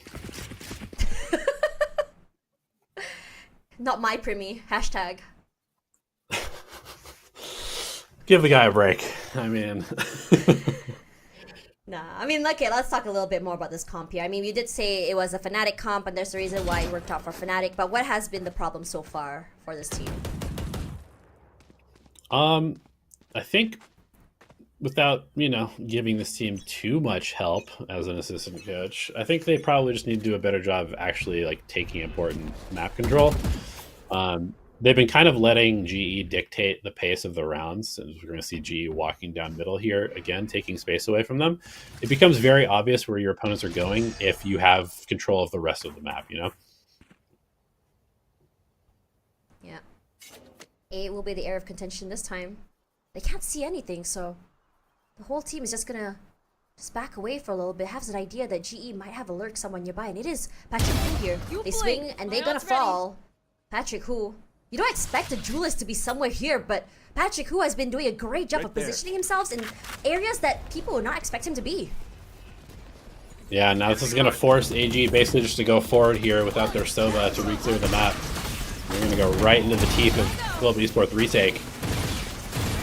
He's walking up here. He is sprays. The flashes are good here. The trades are awesome. Yoru looks good. And so does the other members of AG. Crystal forcing a 1v2 here. They have a recon, but will immediately be countered by that neural theft. Trying to see if he could just fake out the info if he could. 30 seconds Heaven left. side will be where he's trying to go for here. Shock planted. darts just to delay that plant. And he goes again. Putting in a bit of chip damage, but where are the other two? They planted so close underneath him. With no idea where everyone is, he jumps a little bit more aggressively forward. The wall bangs up. Teammates. Now the position's up. One enemy remaining. They're all the way out to heaven. He's sharp as ever. One more player. And it's a Cypher. I have no idea where this guy Will be is. tagged. Look at him hiding in the corner, and he completely gets him while reloading. Tian, sharp and calm as ever. Yeah, nice one. Using the calm name and the Tian name. I see that. Respect. Caster respect right there. Yeah, Yoru is really good in these brawling situations where things are getting chaotic. You could be teleporting around, you can be flashing, your clone might run out of a smoke. Just super strong, ends up having a really nice flash out of the smoke, kills two players, kind of sets the advantage for AG that they're able to just barely trade out there at the end. Watch out! I'm out of here. Rushing up forward here, forced up the way as well. Immediately, we also have him taken up here into the kill contract. The aim duels are unfortunately not winning here. Primi is online, in fact. As from one end here, we saw a judge in the hands of the Yoru. Crystal, waiting for the right time. Shock crashes to clear up close. Bit more pressure to come through here. Eats a bit of damage. His shield will regen eventually. It does. Regen shield, though. Fake teleport. Yeah, what regen he shield's expects good to do. against chip damage like that. Udotan might have a hard time breaking through this trip as well. As soon as he breaks it, He's heard the footsteps as well. Tian very aware that he's there. Gonna be using that cage, and he decides to not really go for it. In fact, pulling the recon all the way to the backside here. But still, they have to breach a site here. Kalias rendered solo as well. The swing, pop and swing by Urutan is sharp as ever. With a fall here, finally. And here comes the Hunter's Fury just to buy some time. 1, 2, 3 swing. And finally, the other members will fall. But it's the Tian show here, and we're just in his show. Yeah, Global Esports, though, I think honestly pretty happy to get the Hunter's Fury and the Yoru ult and the kill contract out in that round. The ult cycle should definitely favor them going forward.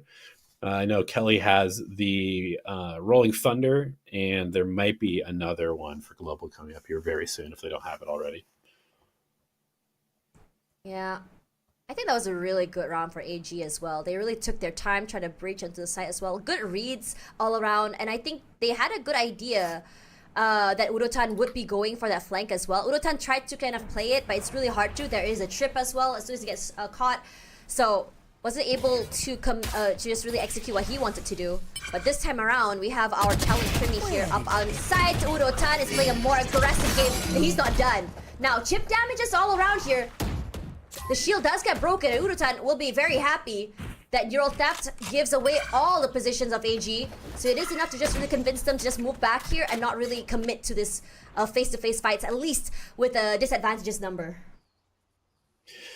Yeah, I really like how Global is sort of stopping this double duelist comp before they get ready to actually like utilize the double duelist power, right? Because when you have a bunch of sort of aggressive tools, they usually are going to win in aggressive situations. But if you can stop them from being able to play aggressively by hitting them before they hit you, you can really kind of turn a comp that should be running you over on attack into something that really struggles to take any sort of momentum. You can see just Patrick who moving on to A site just to give a bit more 30 seconds support left to his teammate. But the other members of AG, you have their duelist already on to B, just to catch them in the mid of this rotation. Poppy is there though, but already breaching that site. Poppy falls. Urotan with the pressure onto that cage itself will eventually go down as Kalias quick to trade him down. Kalias watching his corner to perfection, falls finally as Pachiku with the overdrive will completely run over the other members of AG, and GE goes back to the front seat. Yeah, and they were able to hold on to the Rolling Thunder. More importantly, honestly, they're winning these rounds without having to invest their best retake ult, and that is going to be very problematic for AG because now, even if they have a good round brewing where they like get onto site, maybe have a couple of kills, this breach ult can just easily set up a retake that could completely, steal the momentum back in the round.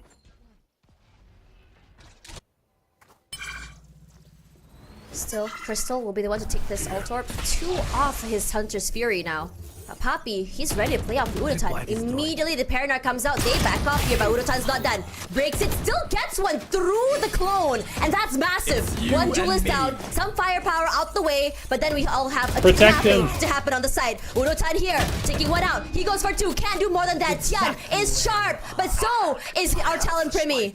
They get the spike here. They know they have an advantage, at least for one player. Patrick Chu still very much alive, but the swing out by their ISO is phenomenal. And Crystal forced back in a 1v3. He's deciding that it's not worth taking that fight. Yeah, I think this is the correct decision. If you can hold on to this rifle, I think economy is a little bit rough for both teams at the moment, just because it's been kind of back and forth over the last 4 rounds. Crystal, I'm just gassing you up, guy. That's the caster curse. Welcome to the caster curse. Yeah, he had a long time to survive though, so unlucky. Maybe you shouldn't be gassing him up. I bet if you didn't gas him up, he would have survived. I mean, true. You were dogging on Poppy, and he was popping off. So, Crystal, what are you doing? Back to flaming. You silly, silly boy. Well, I don't know. Now we I'm know trying why to keep it coaches flame.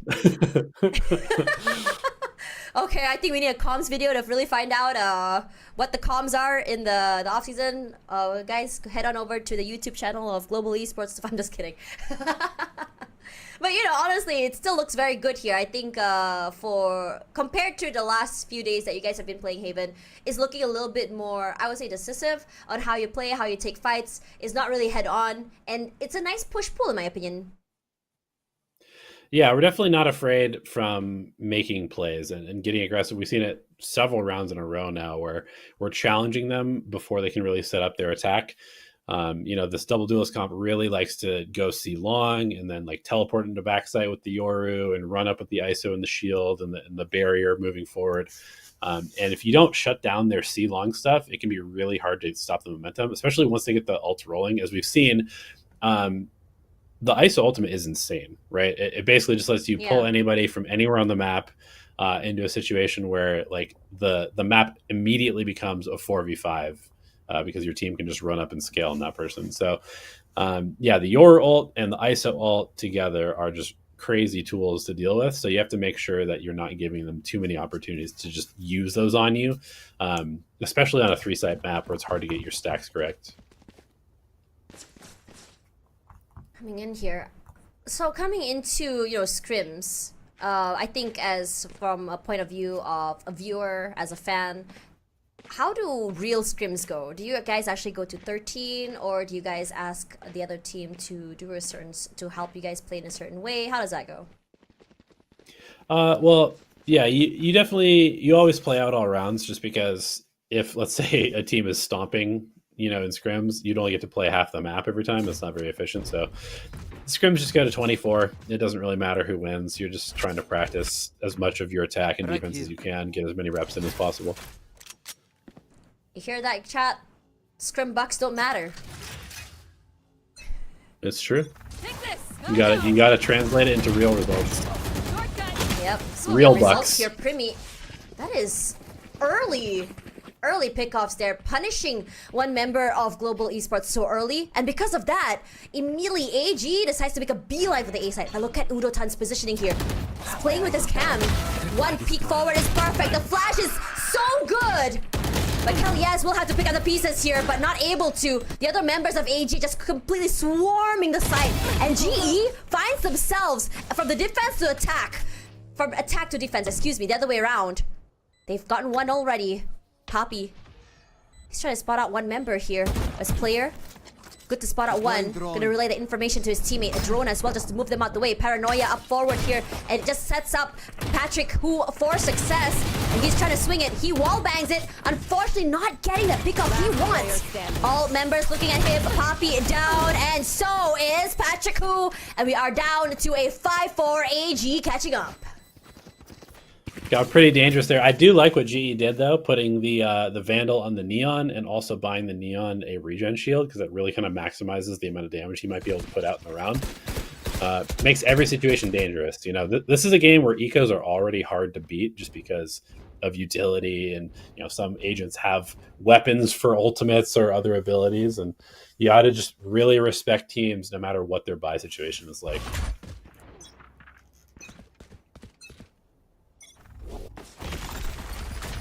Patrick, who doing the same thing again, in this time with op in hand. They peek, they fall. I'm so sure he was about to get collateral there, but he's not about to find out if he can get more here. His teammates meeting up with him, reconvening. 1, 2, 3, peek. Saw a bit of that shield and decides he's not worth it.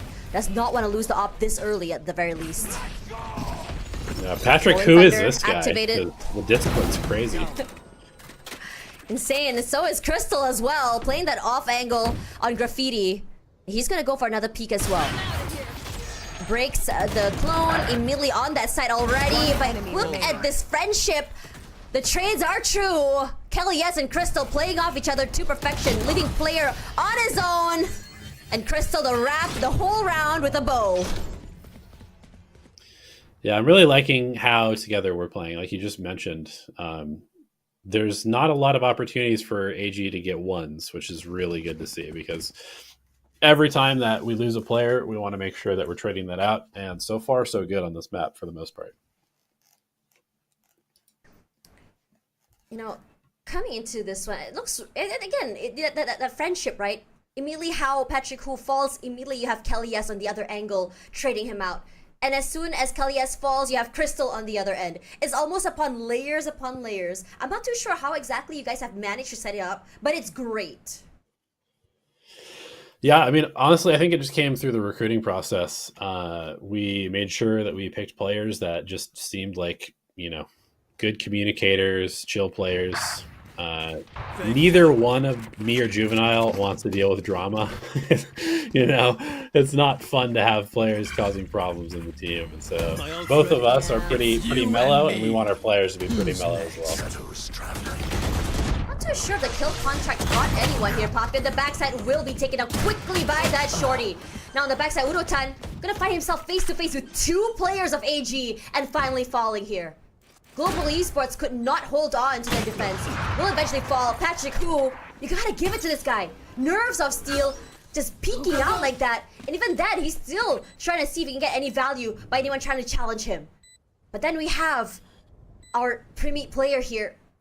Just play a little bit more aggressive. As for GE, they're saying, okay, we erase the right flag, we concede, it's time to go for our save. Yeah, no real utility to make this happen with the operator as well. Of course, just as I'm talking about how well we're playing together, play around, that's fundamentally not that great. That's the, just in terms of caster curse. I'm telling you right now, as soon as you get into the caster mic, it's over. Well, luckily, I won't be casting any of my team's games this year, so you won't have to worry about cursing too long.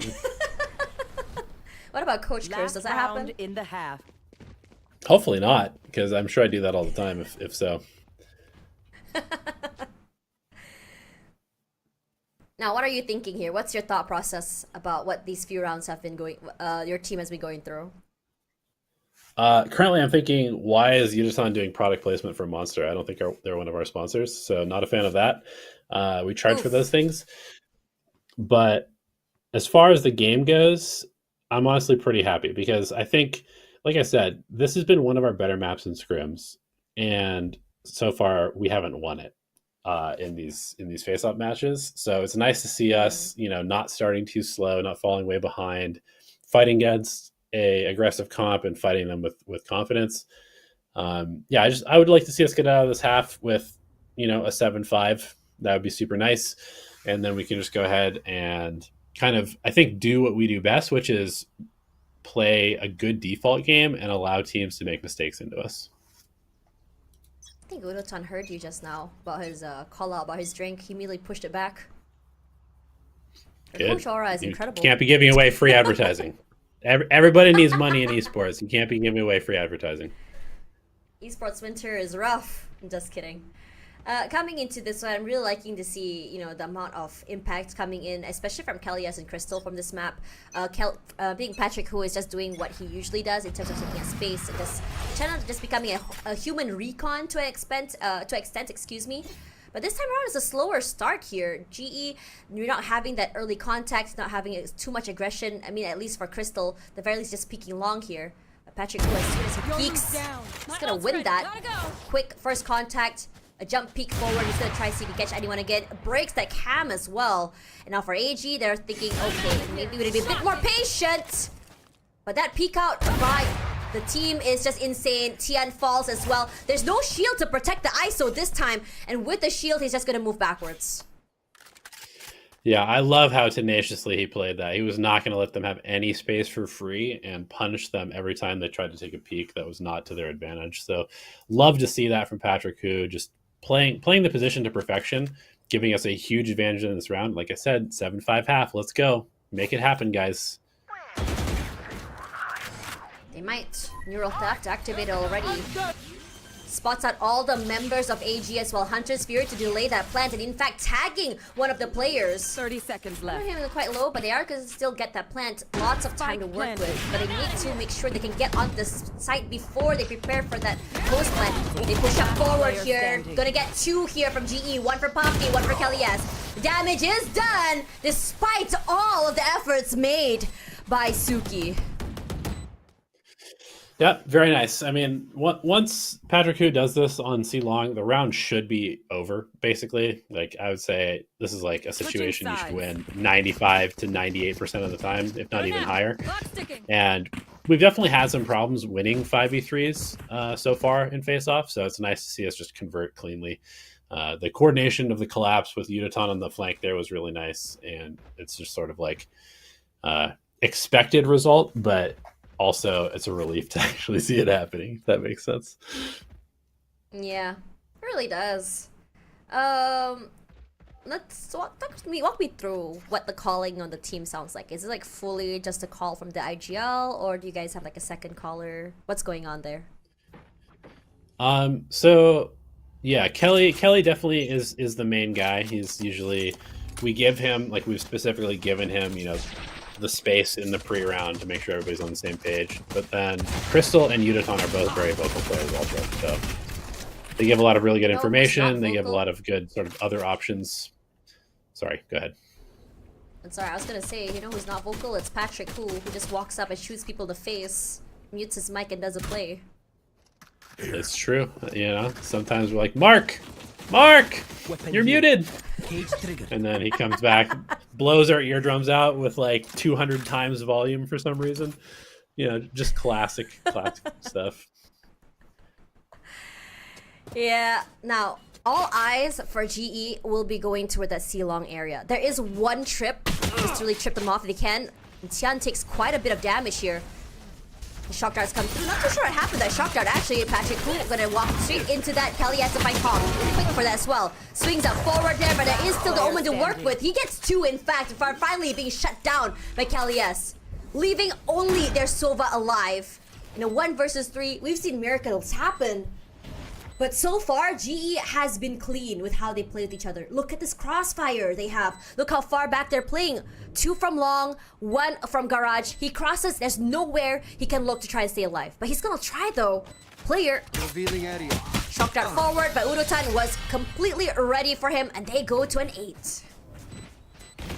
Yep, love that. Just really good, you know, full commitment into the backside. That's one of the situations where if you don't just really clear out that backside, you could give way too much space to the defenders to come in for the retake. But we went in together. We kind of just ran over the backside players, took full control. And also, I mean, the initial duel, putting us in a 5v4 advantage at the beginning of the round was super helpful there too. Man, it's looking really good right now for the team as well. I mean, you did project a 7-5, that happened, and now the pistol in hand as well. And AG really needed that. They haven't found a way to deal.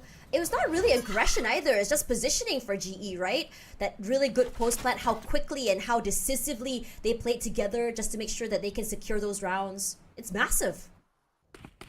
Yeah, absolutely. I mean, and this is the thing. We do this a lot in scrims. You know, we do this a lot outside of the public eye. And so it's nice to see us sort of like doing the things that I've been watching for the last month and a half, which have been, you know, a little hit or miss so far in the games that we've played. You can see how they execute on the side as well. Spike How planted. you have Kelly S with the flash, paranoia as well, just to completely choke or overwhelm all the players of AG on the site. But this time around, AG was not there. No one was home. Free site already, they know where Wadi is. They already spotted out the players of AG coming in from in front of Garage as well. Immediately, they have that layer number 2, which is going to be that that cage from the Cypher. Udotan was there, ready and waiting. Someone crosses, they will fall. A Bucky in hand for Wadi. Go, go, go. Might be hard to deal with, but they go aggressive here. Udotan tries to challenge, will fall. Patrick Hu from the backside here. The sprays are massive, but the thing about the Sheriff is that one tap to the head is all they need. Long side completely in their control. And with Crystal, that Outlaw is all they need, even a call at. That is disgusting. Yeah, all gamers were a little hesitant. They were trying to get in through CT. We kind of stuffed in there. They went all garage, and it's just too small of a choke point to really get through effectively. So basically ran out of time before even getting onto the site. And at that point, it was just a nice conversion for GE. Curious. Very, very curious how that round played. It's just like it feels like for GE, it just feels so natural how they move together, how they play off each other. It's looking good right now. I think that can set a big expectation on what we can expect from the beginning of the season. Again, all eyes are onto C long area. Tian this time has positioned himself in a little bit more passive position. Yeah, one of the big things about this Fnatic comp is they tend to dedicate a huge amount of resources to A because they don't have that breach stun to stop the line. And so a lot of the times there will just be 3, even 4 players at A, which makes potentially exploring C pretty good. As we do see the Yoru teleport over there, but now AG has to figure out, okay, what's the actual setup that we need to get into? They're pretty limited on utility or info utility, just the Sova and the Cypher. So if they can't get the stack correct with this comp, it's going to be really difficult for them to convert rounds. Gotta go. Speaking of stack, there's like a util up between both teams there. You see cages, you see stuns. Uh-oh, No I don't like follow-up this. here. No, not the judge. Not the judge. Flush. Oh man, the judge is able to find Patrick Hu, but Kelly, yes, good as ever to find that trade. Tian will eventually be noted, moves and plays with his cage to perfection, juking every single shot. Kicks out by his teammates. Needs the damage for the shock dart. Kelly, yes, surviving by the skin of his teeth there, but Tian finally finds Poppy. Positioning has been noted, at least for the one inside of Garage. They can completely crunch them in there if they want to as well. They get the defuse here, they're gonna get it! Hello? Not too sure what happened there. GE, what was the breakdown? Honestly, not sure. Maybe we just didn't hear them tap? I don't know. That was a little bit bizarre. I mean, it was going to be a tough conversion anyway. It was the bonus round for GE, but yeah, Yudaton was on like the longest flank of all time, and so it was basically a 4v5 for the entire round. You know, get in the gym, son. Get those track legs running. You need to be a little bit faster on the map next time. Position set up here. It does give dividends there for the player. But for now, we do have Wadi playing a more aggressive angle here. He's been doing numbers with that judge. And he's been playing very carefully with his teammates as well. One player from the backside just to kind of divert attention away from him, make sure that he doesn't get caught out here. Re-smoke as well. Not sure if Patrick Hu actually wants to challenge this. He might. They pinged one player, but does he actually note the Yoru here in this corner? Yeah, I think Bugatti Veyron might need to change his name to like Cybertruck or something like that because he's not playing like a sleek sports car. He's kind of just playing like a box, just sitting in a corner. Cover going out. Door's good. Yeah, but Patrick Hu is gonna try and challenge it. Immediate fast lane forward, but he's not going to B side at all. It's just a ruse to move all the players of AG to B side, already inside of A. And suddenly, it's so hard for AG just breach the area. 30 seconds Yeah, left. they don't have any big duelist ults, so it's going to be all on execution for AG to get back in here. GE set up pretty well. Careless traveling. There's the paranoia. Omen in the right spot. Recon spots one out. Walk in there. Patrick Hu from Graffiti. He goes aggressive. 3 members, in fact, as he slides through. That is phenomenal. He's a menace. And AG probably hates seeing him slide forward to them. Absolutely. I mean, this is one of the reasons we put this guy on Neon. But yeah, Poppy, the unsung hero there. Perfect paranoia. Also, Crystal's drone taking first contact, making sure that we have the timing correct. You know, it's just good. Like, good fundamental post-plant positions. No gaps in the defense there of the site. And at that point, we just kind of throw our utility and the rest takes care of itself. Here's the concuss. Patrick Hu jukes out all that util, but his position's noted. But the rest of AG, they don't want to find out what sort of aggression comes in hand behind that smoke. So they concede, moves back. The same could be said about GE just cutting that noise. Wow, they've got 5 players at A site, including a Yori teleport. So, firmly believing this is going to be the site where GE ends. Looks like GE is going to run a fake here, and we might end up just running directly into the stack, which would be very unfortunate. Go back, guys! No! Listen to me! Did not spot Although if out Yudo by doesn't two see as well. anything here, he might call everybody back. He might. But GE, they want to try still go for A. Oh, it's gonna be a bloodbath even. 2 members up onto sewers. 2 on site, 1 toward B link. Little reverse fake going on here. We show the Sova at garage to try and fake to get A space. No reaction. We show the Sova at A to get C space, and it works out perfectly. Oh man. Thought he was gonna be able to do something with the tag, but unfortunately for them, he's gonna fall. But it's a great fake onto C, straight on there already. Plants through as well. Positions are already set, leaving Crystal in the flank just to make sure if anyone were to cross, he's gonna find them. But here comes the Rolling Thunder. GE, they want blood. They are taking space and denying all of it. 18 HP. Urotan has to play a bit more passive here. Tian gonna quickly try and get to the side itself. Timing is on his side. But for GE, decided to play on the C side itself here. Members of AG straight to a garage here. All 4, in fact. Can he survive the onslaught of numbers here? They crunch from in front of garage as well. Kelly, yes, 1 by 1, they peek. They will be punished here. But for player, Bugatti, excuse me, will go down to find 2. Crystal go for 1. Can he go for more? He can't. They hit a 10, but AG gets it in the end. Just in the nick of time. Yeah, I thought for a while there GE had done enough to stall the retake. I mean, I don't know. We might want to check to see to make sure that spike was like competitive grade, because it seemed like it was counting slower than normal. I was really expecting them to run out of time there with all the delaying utility that GE was throwing, but ultimately good stack from AG. They win the gunfights when they need to, and that costs GE a Rolling Thunder, and their economy kind of in shambles here. If they lose this round, they may not have a buy in the next one. Aggressive here, deeper smokes just to deny a bit of space. Over On the there. other side there, GE doing well to just really sort of go for this default here. Clears those corners, shock darts, but that's a lot of util used already by AG this early. Yeah, I mean, they kind of have to, right? That's what this comp does. They need to take aggressive space, because otherwise the map becomes way too open. Going out. You can't just have a Sova and a Cypher cover 3 sites. It's a little bit too hard on Haven, especially if teams are breaking your utility as a Cypher. So they have to get aggressive. They have to try and make plays. Tian hasn't moved quite yet, playing carefully with his teammate, the Yoru, but gonna go into A one more time. They have the cage up already just to really keep them guessing if there's actually gonna be this hit here. But for the Sova, he has not been kind of moved at all. He's just Closed.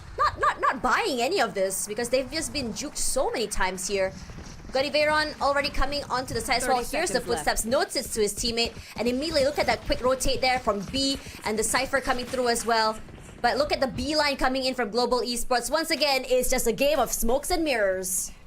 They are right here. Yeah, this is just a really nice read.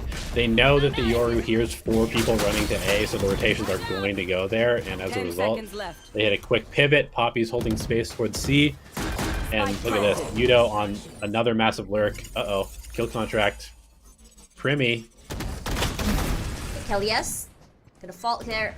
Okay, there was a reason. The aura from Primi's name is just a bit too much. He wins it. Patrick Hu with the overdrive here. Finds 1. Could go for 2. But that's all he can do. Tian gonna find him in the end. The plan is done. They are prepared for that post plant. A smoke as well. They can't see anything. It's a one-way. Urutan here. Big swings all around.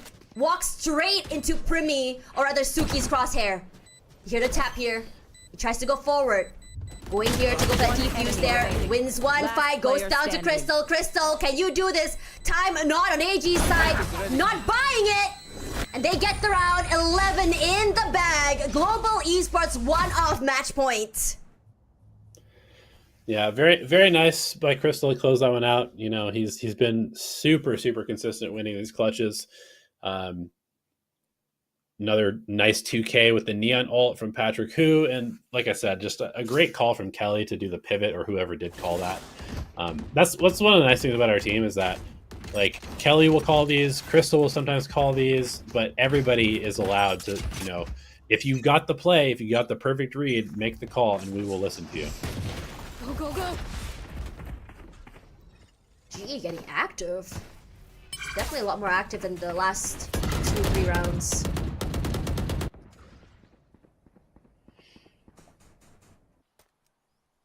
We'll op on the A line. Should probably come back and drone this off.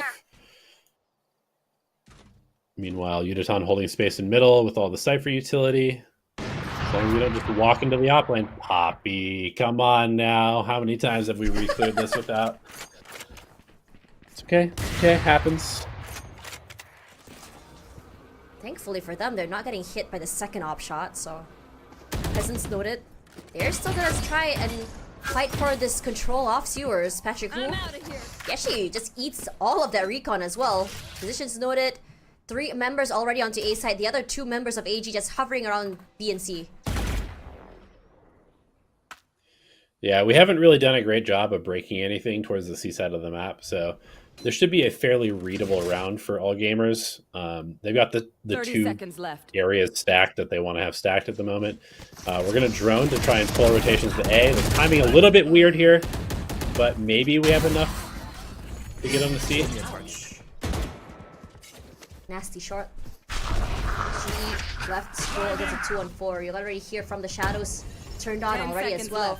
Off in hand here. Hard to see. Wall bang to death, but the shots from our Suki, sharp as ever. 3 already. And you know what? Everyone should change their name to Talon for me. Gives them a headshot buff. Yeah, he's having a pretty nice map on the ISO. I think what 3-0 with the kill contract so far. Has another one online, so we'll see. I mean, again, if he wants to burn it on the eco just to keep that perfect record, you know, I respect it. Sometimes stats are more important than winning the game.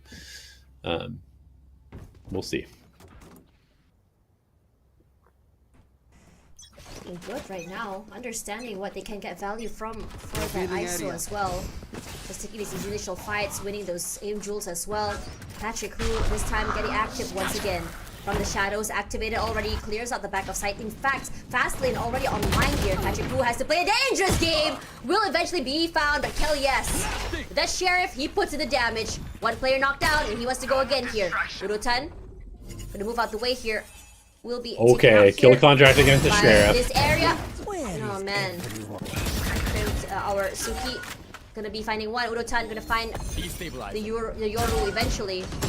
But this time around, all gamers not too sure where to go as 1 by 1 the members fall here. Sheriff's in hand. The shots are crispy.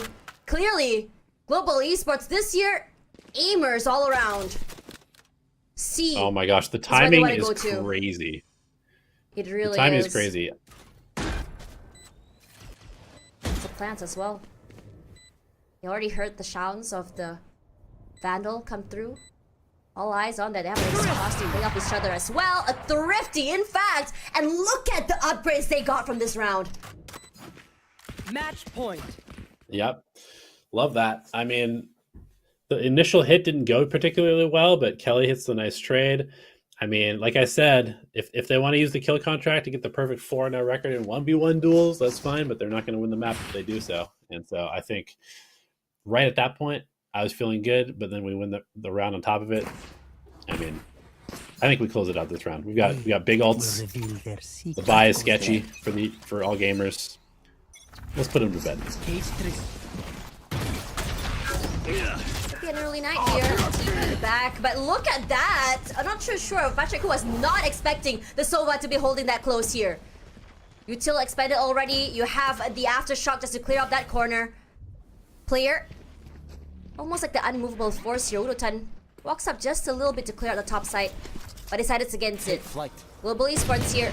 Question is whether or not they can just quickly tie up the rounds. Udotan not spotted here. He's gonna take advantage of that, walking up.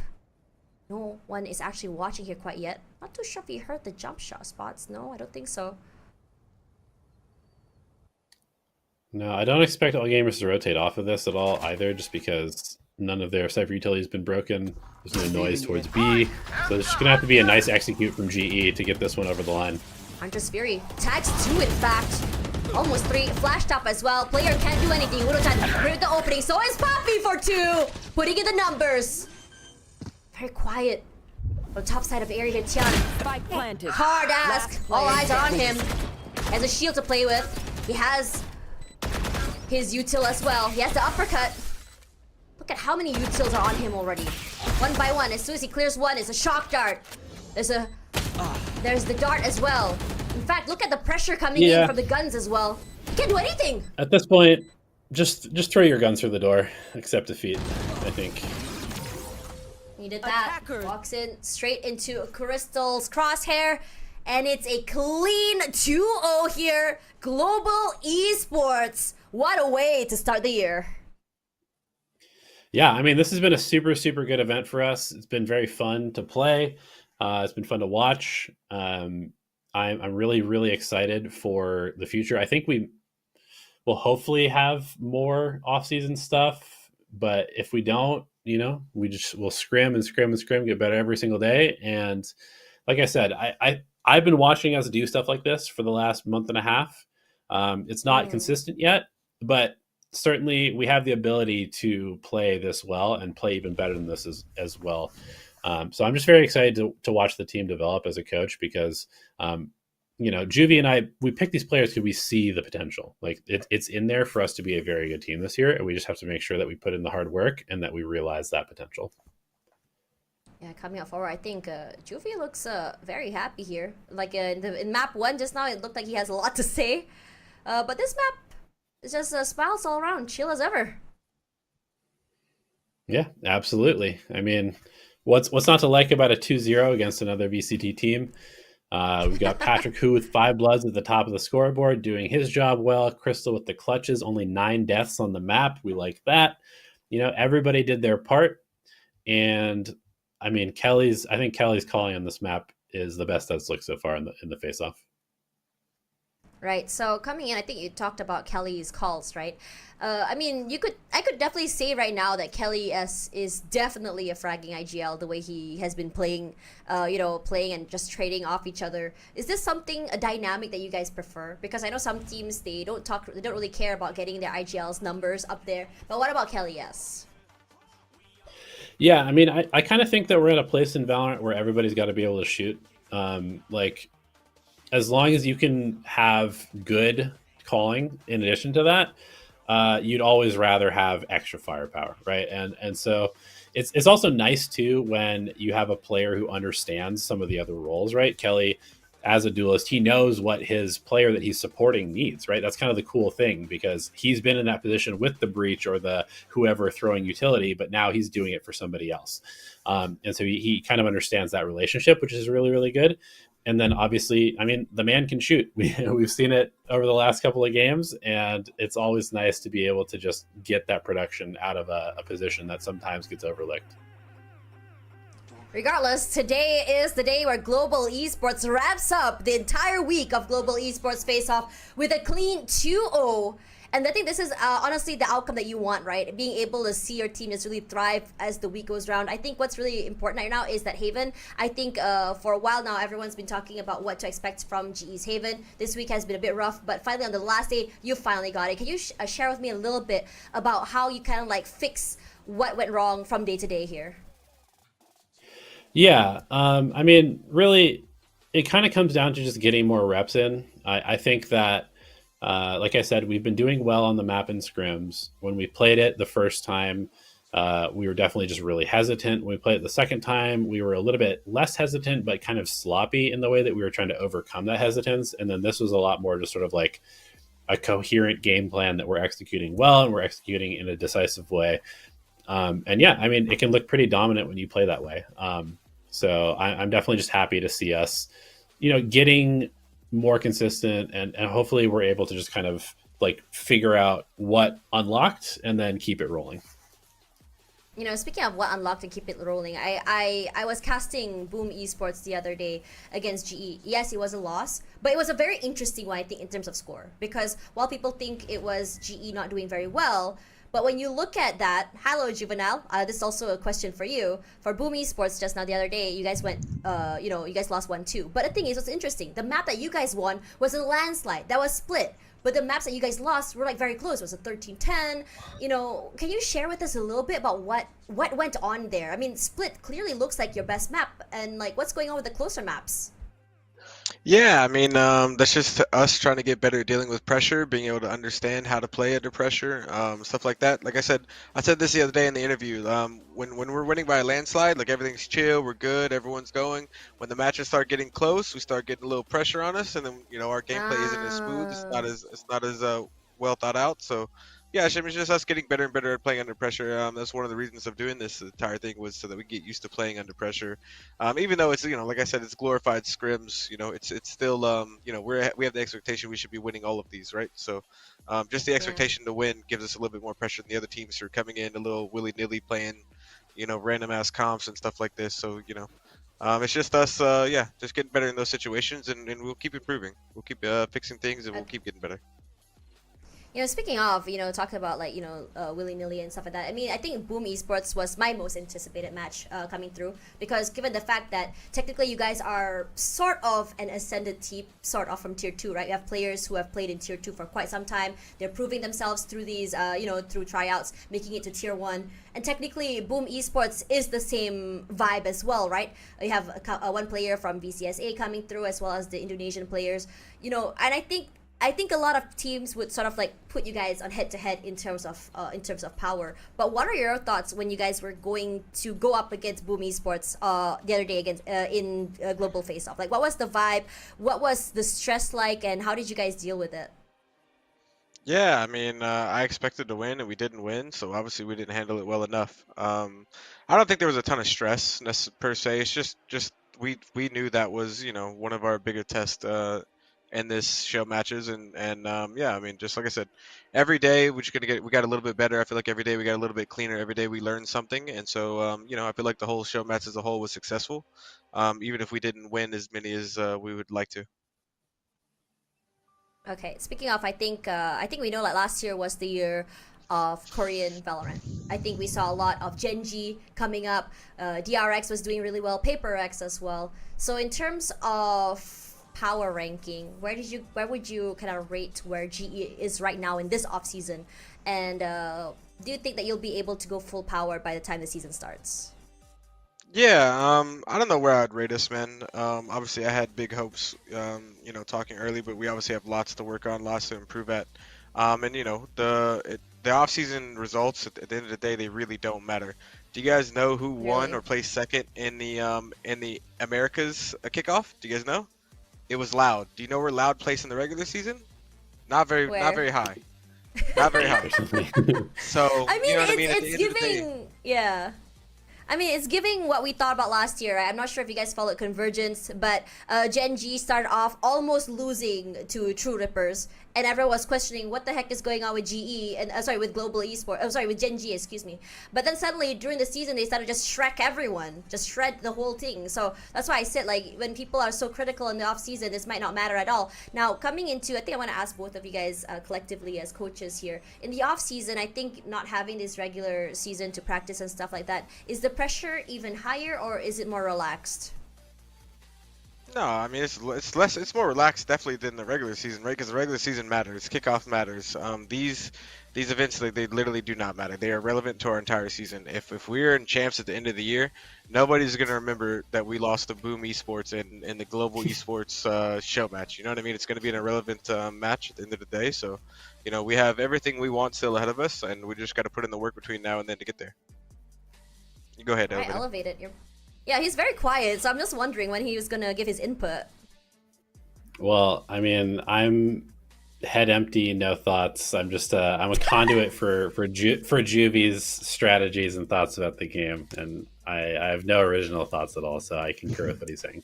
But really, there isn't a whole lot else to say. We came here because we wanted to play some matches to get some match experience. It's really hard to tell where we stack up because we're not going to scrim a lot of the other teams either, because we're going to play them in a couple of months anyway. So we just have to sort of do what we did here, which is we came out a little bit shaky in match number 1. We played better in match number 2. We're a little shaky in match number 3. We were better in match number 4.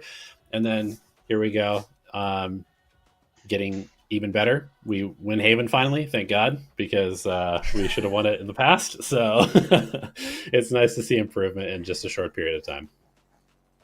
Right. Okay, Juvena, I think you've been watch partying a lot. You've been doing streams a lot as well. You've been very transparent with the fans as well. I mean, through these watch parties, what are your expectations of the upcoming season? Do you think it's going to be a lot more competitive than 2024? Yeah, I think for sure. I think the bottom of APAC has upgraded across the board. And I think the top of APAC is a little bit shaky, right? Like Gen G changed rosters, PRX has question marks, DRX has changed rosters. A lot of these rosters are changing, and so I think you'll see. I definitely think you'll see a different APAC this season. My goal still is to be top 4. Outside of that, nothing else matters. You know what I mean? All right. What about you, Elevated? What have you been checking? Have you been? What's your conclusion so far in the off season? I mean, I think to add on top of that, there's the whole idea of the map pool changing and the meta changing as well. And so it's really going to be up to who handles like the chaos of the season, I think. And I think we're kind of in a good spot to do that because the players don't even really have expectations about what's supposed to happen this year, because like they've never done it before at this level. And so really we should be able to just kind of, ride the wave, ride the chaos. And if we prepare them well enough to handle that type of situation, then I don't see any reason that we can't just kind of like float to the top as the Pacific wave, settles. Yeah. Okay. So coming into this one, I think there's a big. I think from you guys come from North America. I think we talked a little bit about how different each region can be. You made a joke about EMEA fundamentals being very boring, very slow. Americas being a little bit more aggressive, more bombastic. APAC being a certain way. Now you guys from Americas, is it hard to kind of like combine that America's playstyle with the APAC playstyle? Yeah, I mean, I think part of the thing is a lot of the teams in APAC. Like I even saw it with I think Zeta the other day when they were playing. Like there wasn't much defaulting, and I feel like that's something that should 100% be done. Like I think that's one of the reasons why Gen G was so good in APAC last season, because they were one of the few teams who actually understood how to default, understood how to play out the map, destroy util, manipulate rotations, manipulate util, all that kind of stuff. And I think that's the next step. Obviously APAC has sick aimers, they have sick strats, there's crazy executes, but those don't work every single time if teams start to catch on. So yeah, I think the next evolution of APAC as a whole is just all the teams leveling up to Gen G's level, learning how to default, learning how to do these things. And yeah, it should be a very interesting season. Like for real, I'm really excited for APAC this season, and I think it's going to be good. I mean, we just saw, who was it, just beat they beat someone really good yesterday, right? Everyone was freaking out. EDG? Yeah, T1. DFM beating EDG. Yeah. Yeah, what's your thoughts on that? I was gonna ask that. What's your thought on that? You want me to be completely honest? I'm pretty sure EDG is a little burnt out from their run last season. They visited every event. They went to champs. They went deep in champs. From what I understand, they put in a lot of hours, probably more than almost any other team last season. And I really think they might be a little burnt out, to be honest with you. What about you, Elevated? Thoughts? DFM 2-1 EDG? I mean, I haven't had a chance to VOD review it yet. I will go watch that.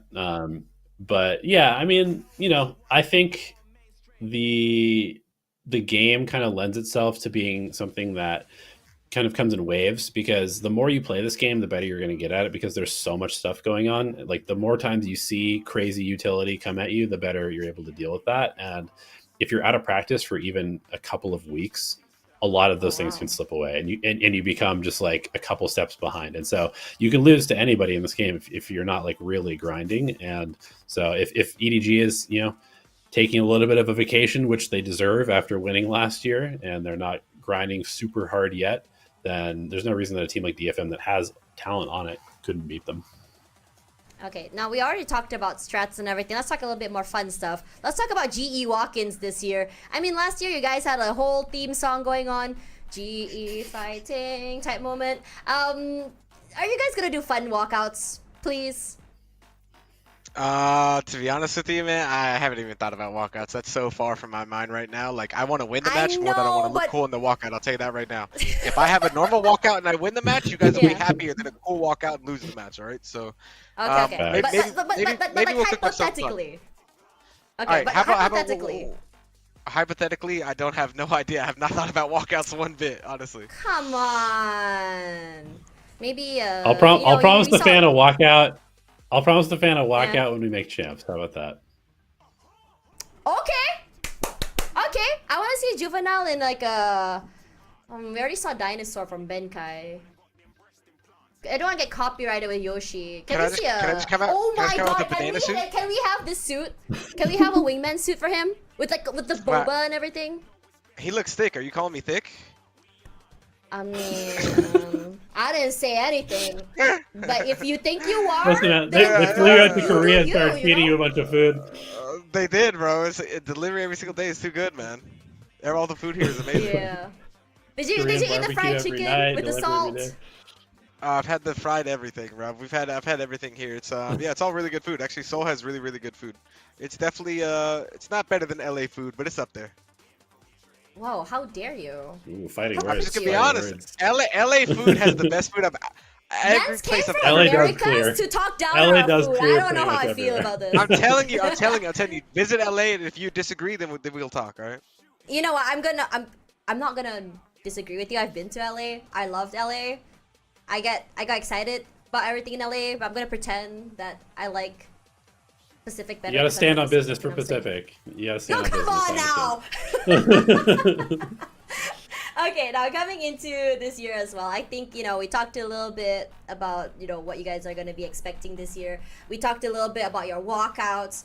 But what about, like, say that in the beginning you guys are doing well? I think we saw the KC effect last year, right? In the beginning of the year, KC was like, bam! Holy crap! Coach ENG power! And then they just sort of like disappeared. How are you guys going to kind of like negate that from happening and just make sure that you guys can consistently stay on top? Yeah, I mean, obviously we have a super cook in Elevated. He's going to be able to cook up comps throughout the season, new things that work if people catch on to what we're doing. On top of that, bro, at the end of the day, if you play the fundamentals correctly, if you do the small things correctly, you give yourself a chance to win every match, whether your aim's on or off. And that's the one thing I'm trying to preach here. It's the one thing I'm trying to bring here is that, like, we fix the small mistakes, we play together, we trade together. If you trade correctly, you're going to give yourself a chance to win any match.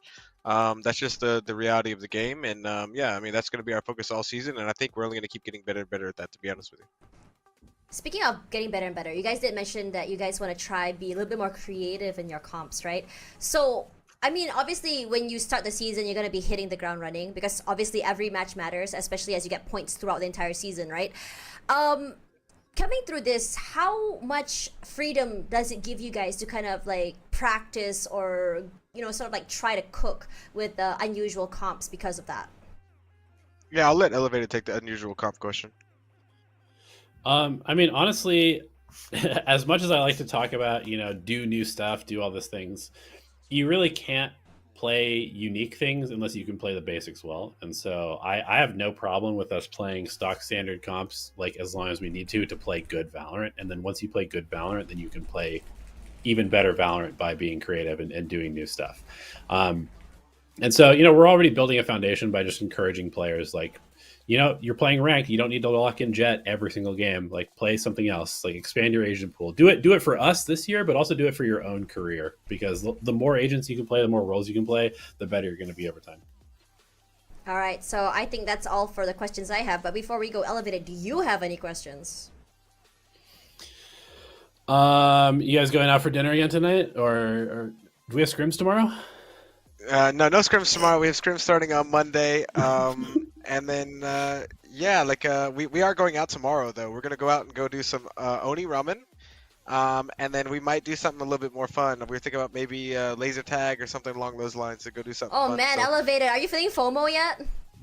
I mean, a little bit. I just know that Crystal's going to have the worst score because that dude is huge. There's no way he's going to be able to hide from laser tag at all. No way you said that! The body shaming is crazy. I'm kidding. But anyways, thank you guys he so felt like a much, tree. yeah, he's like 6'3", Crystal, if you're 6'4", watching actually. this, That's not body shaming. Crystal, That's if you're like body like. That's amazing. I know I keep interrupting you, That's- but make me 6'4". I wish I was 6'4". Listen, if we win champs, Crystal- maybe you can get that crazy surgery where they like extend your legs. Or I've something seen like that. I've seen that actually. Cut I the need that stream. actually. I think we need to cut the stream, guys. Crystal, if you're watching this, this is not me. I am a nice person. This is all your teammates. By the way, guys, thank you guys so much for spending time watching Face Off Global Esports, trying to understand how far this team has grown and seeing the trajectory. Thank you, Juvenile and Elevated, for just yapping with me here. Hope we can do more of these because you guys are incredible yappers. But regardless, please do follow Global Esports on all their social medias. Follow Elevated on his social media. He says apparently he speaks, so maybe he will speak on there. Follow Juvenile. Sometimes he posts some weird degen stuff. Just kidding. He posts some pretty insane stuff. And yeah, we'll see you guys very, very soon for the next one. Cheer for Global Esports. Just now they promised anything to win. GE winning. He promised. And we'll see you guys very, very soon. Good night, everyone, and goodbye. P.S. at Coach Juvenile on YouTube. Bye guys. Bye guys. Bye guys.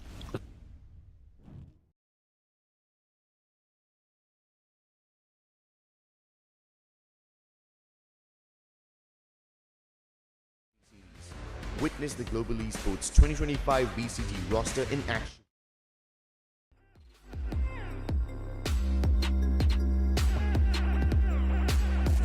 Turn it on.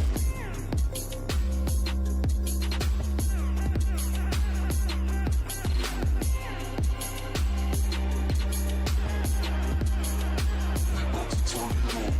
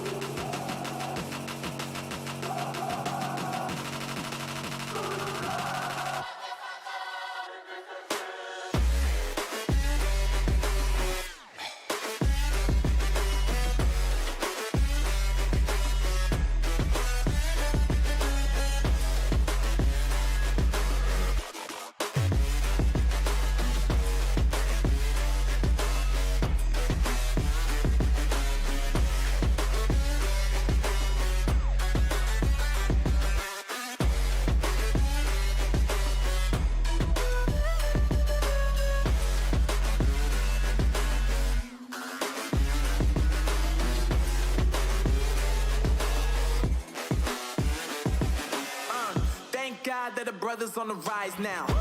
Endless celebrations all in my house. Levitating now, I'm super duper fly now.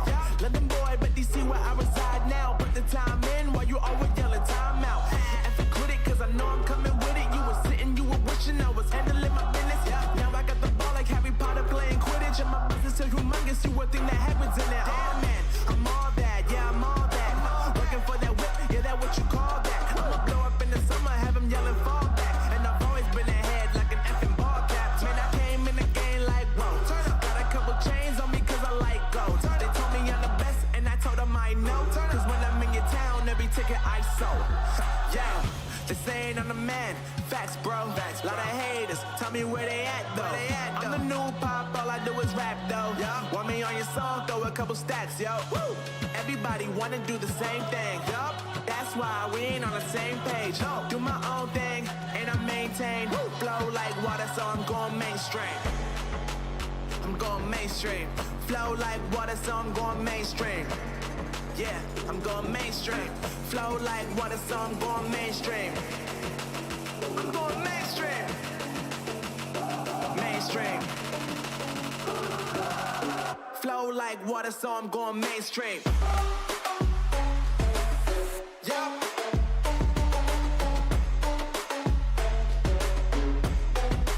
I'm going mainstream. Damn. Flow like water, so I'm going mainstream. Woo.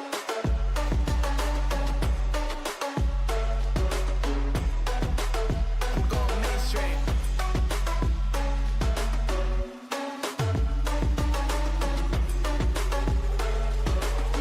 Flow like water, so I'm going mainstream. They saying I'm the man. Facts, bro. Lot of haters, tell me where they at though. I'm the new pop, all I do is rap though. Want me on your song, throw a couple stacks, yo. Everybody wanna do the same thing. That's why we ain't on the same page. Do my own thing, and I maintain. Flow like water, so I'm going mainstream. I'm going mainstream. Flow like water, so I'm going mainstream. Yeah, I'm going mainstream.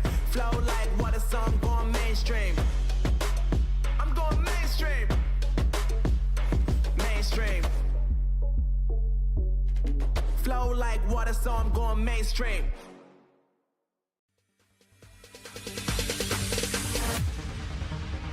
No, there ain't no stopping us. Fly without a boarding pass. Couldn't catch me, I be moving fast. Call me a shooting star. Let 'em know who you are. Flying up in a bar. Wish on a star. Time to show 'em who's in charge. Call me a shooting star.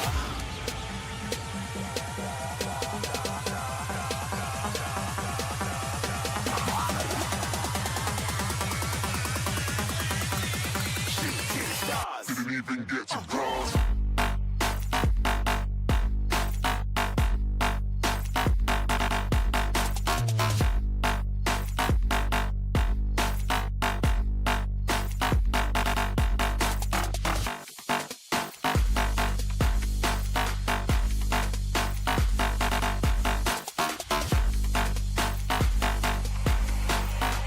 I said I'm moving too far. Get to glass.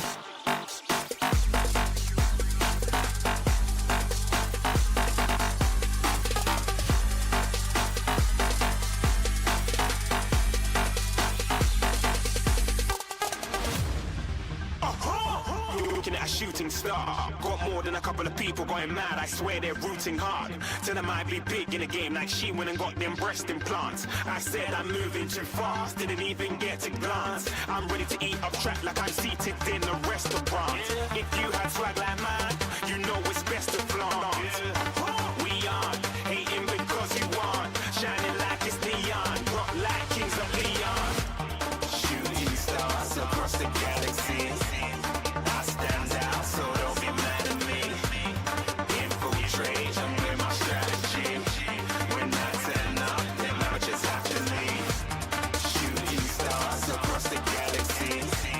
I stand out, so don't be mad at me. Infiltrate.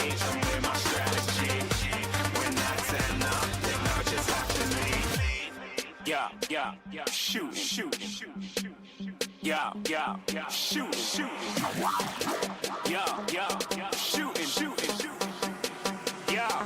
yeah, shooting shots.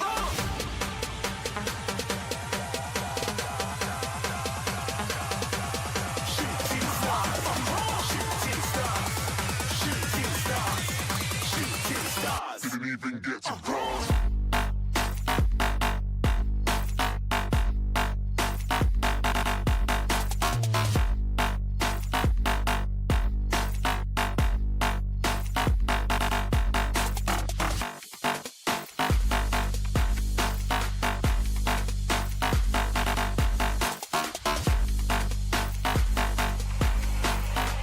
I said I'm moving too far. Getting lost.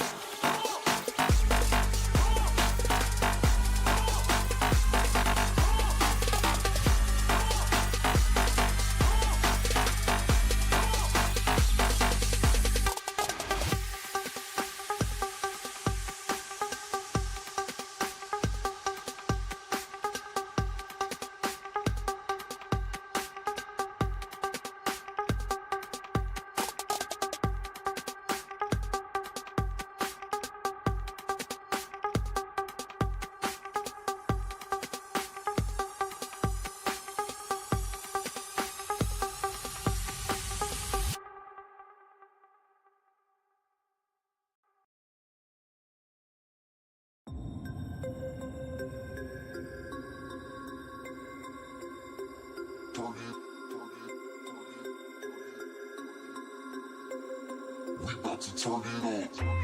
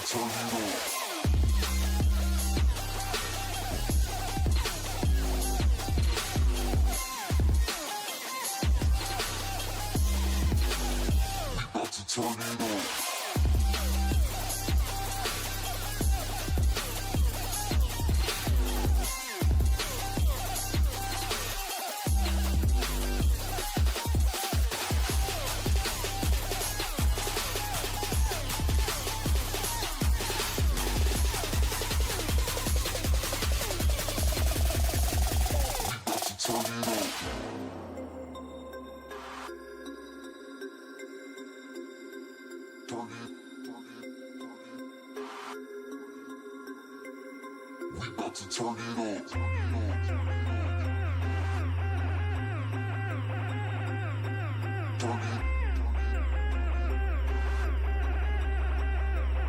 We about to turn it on.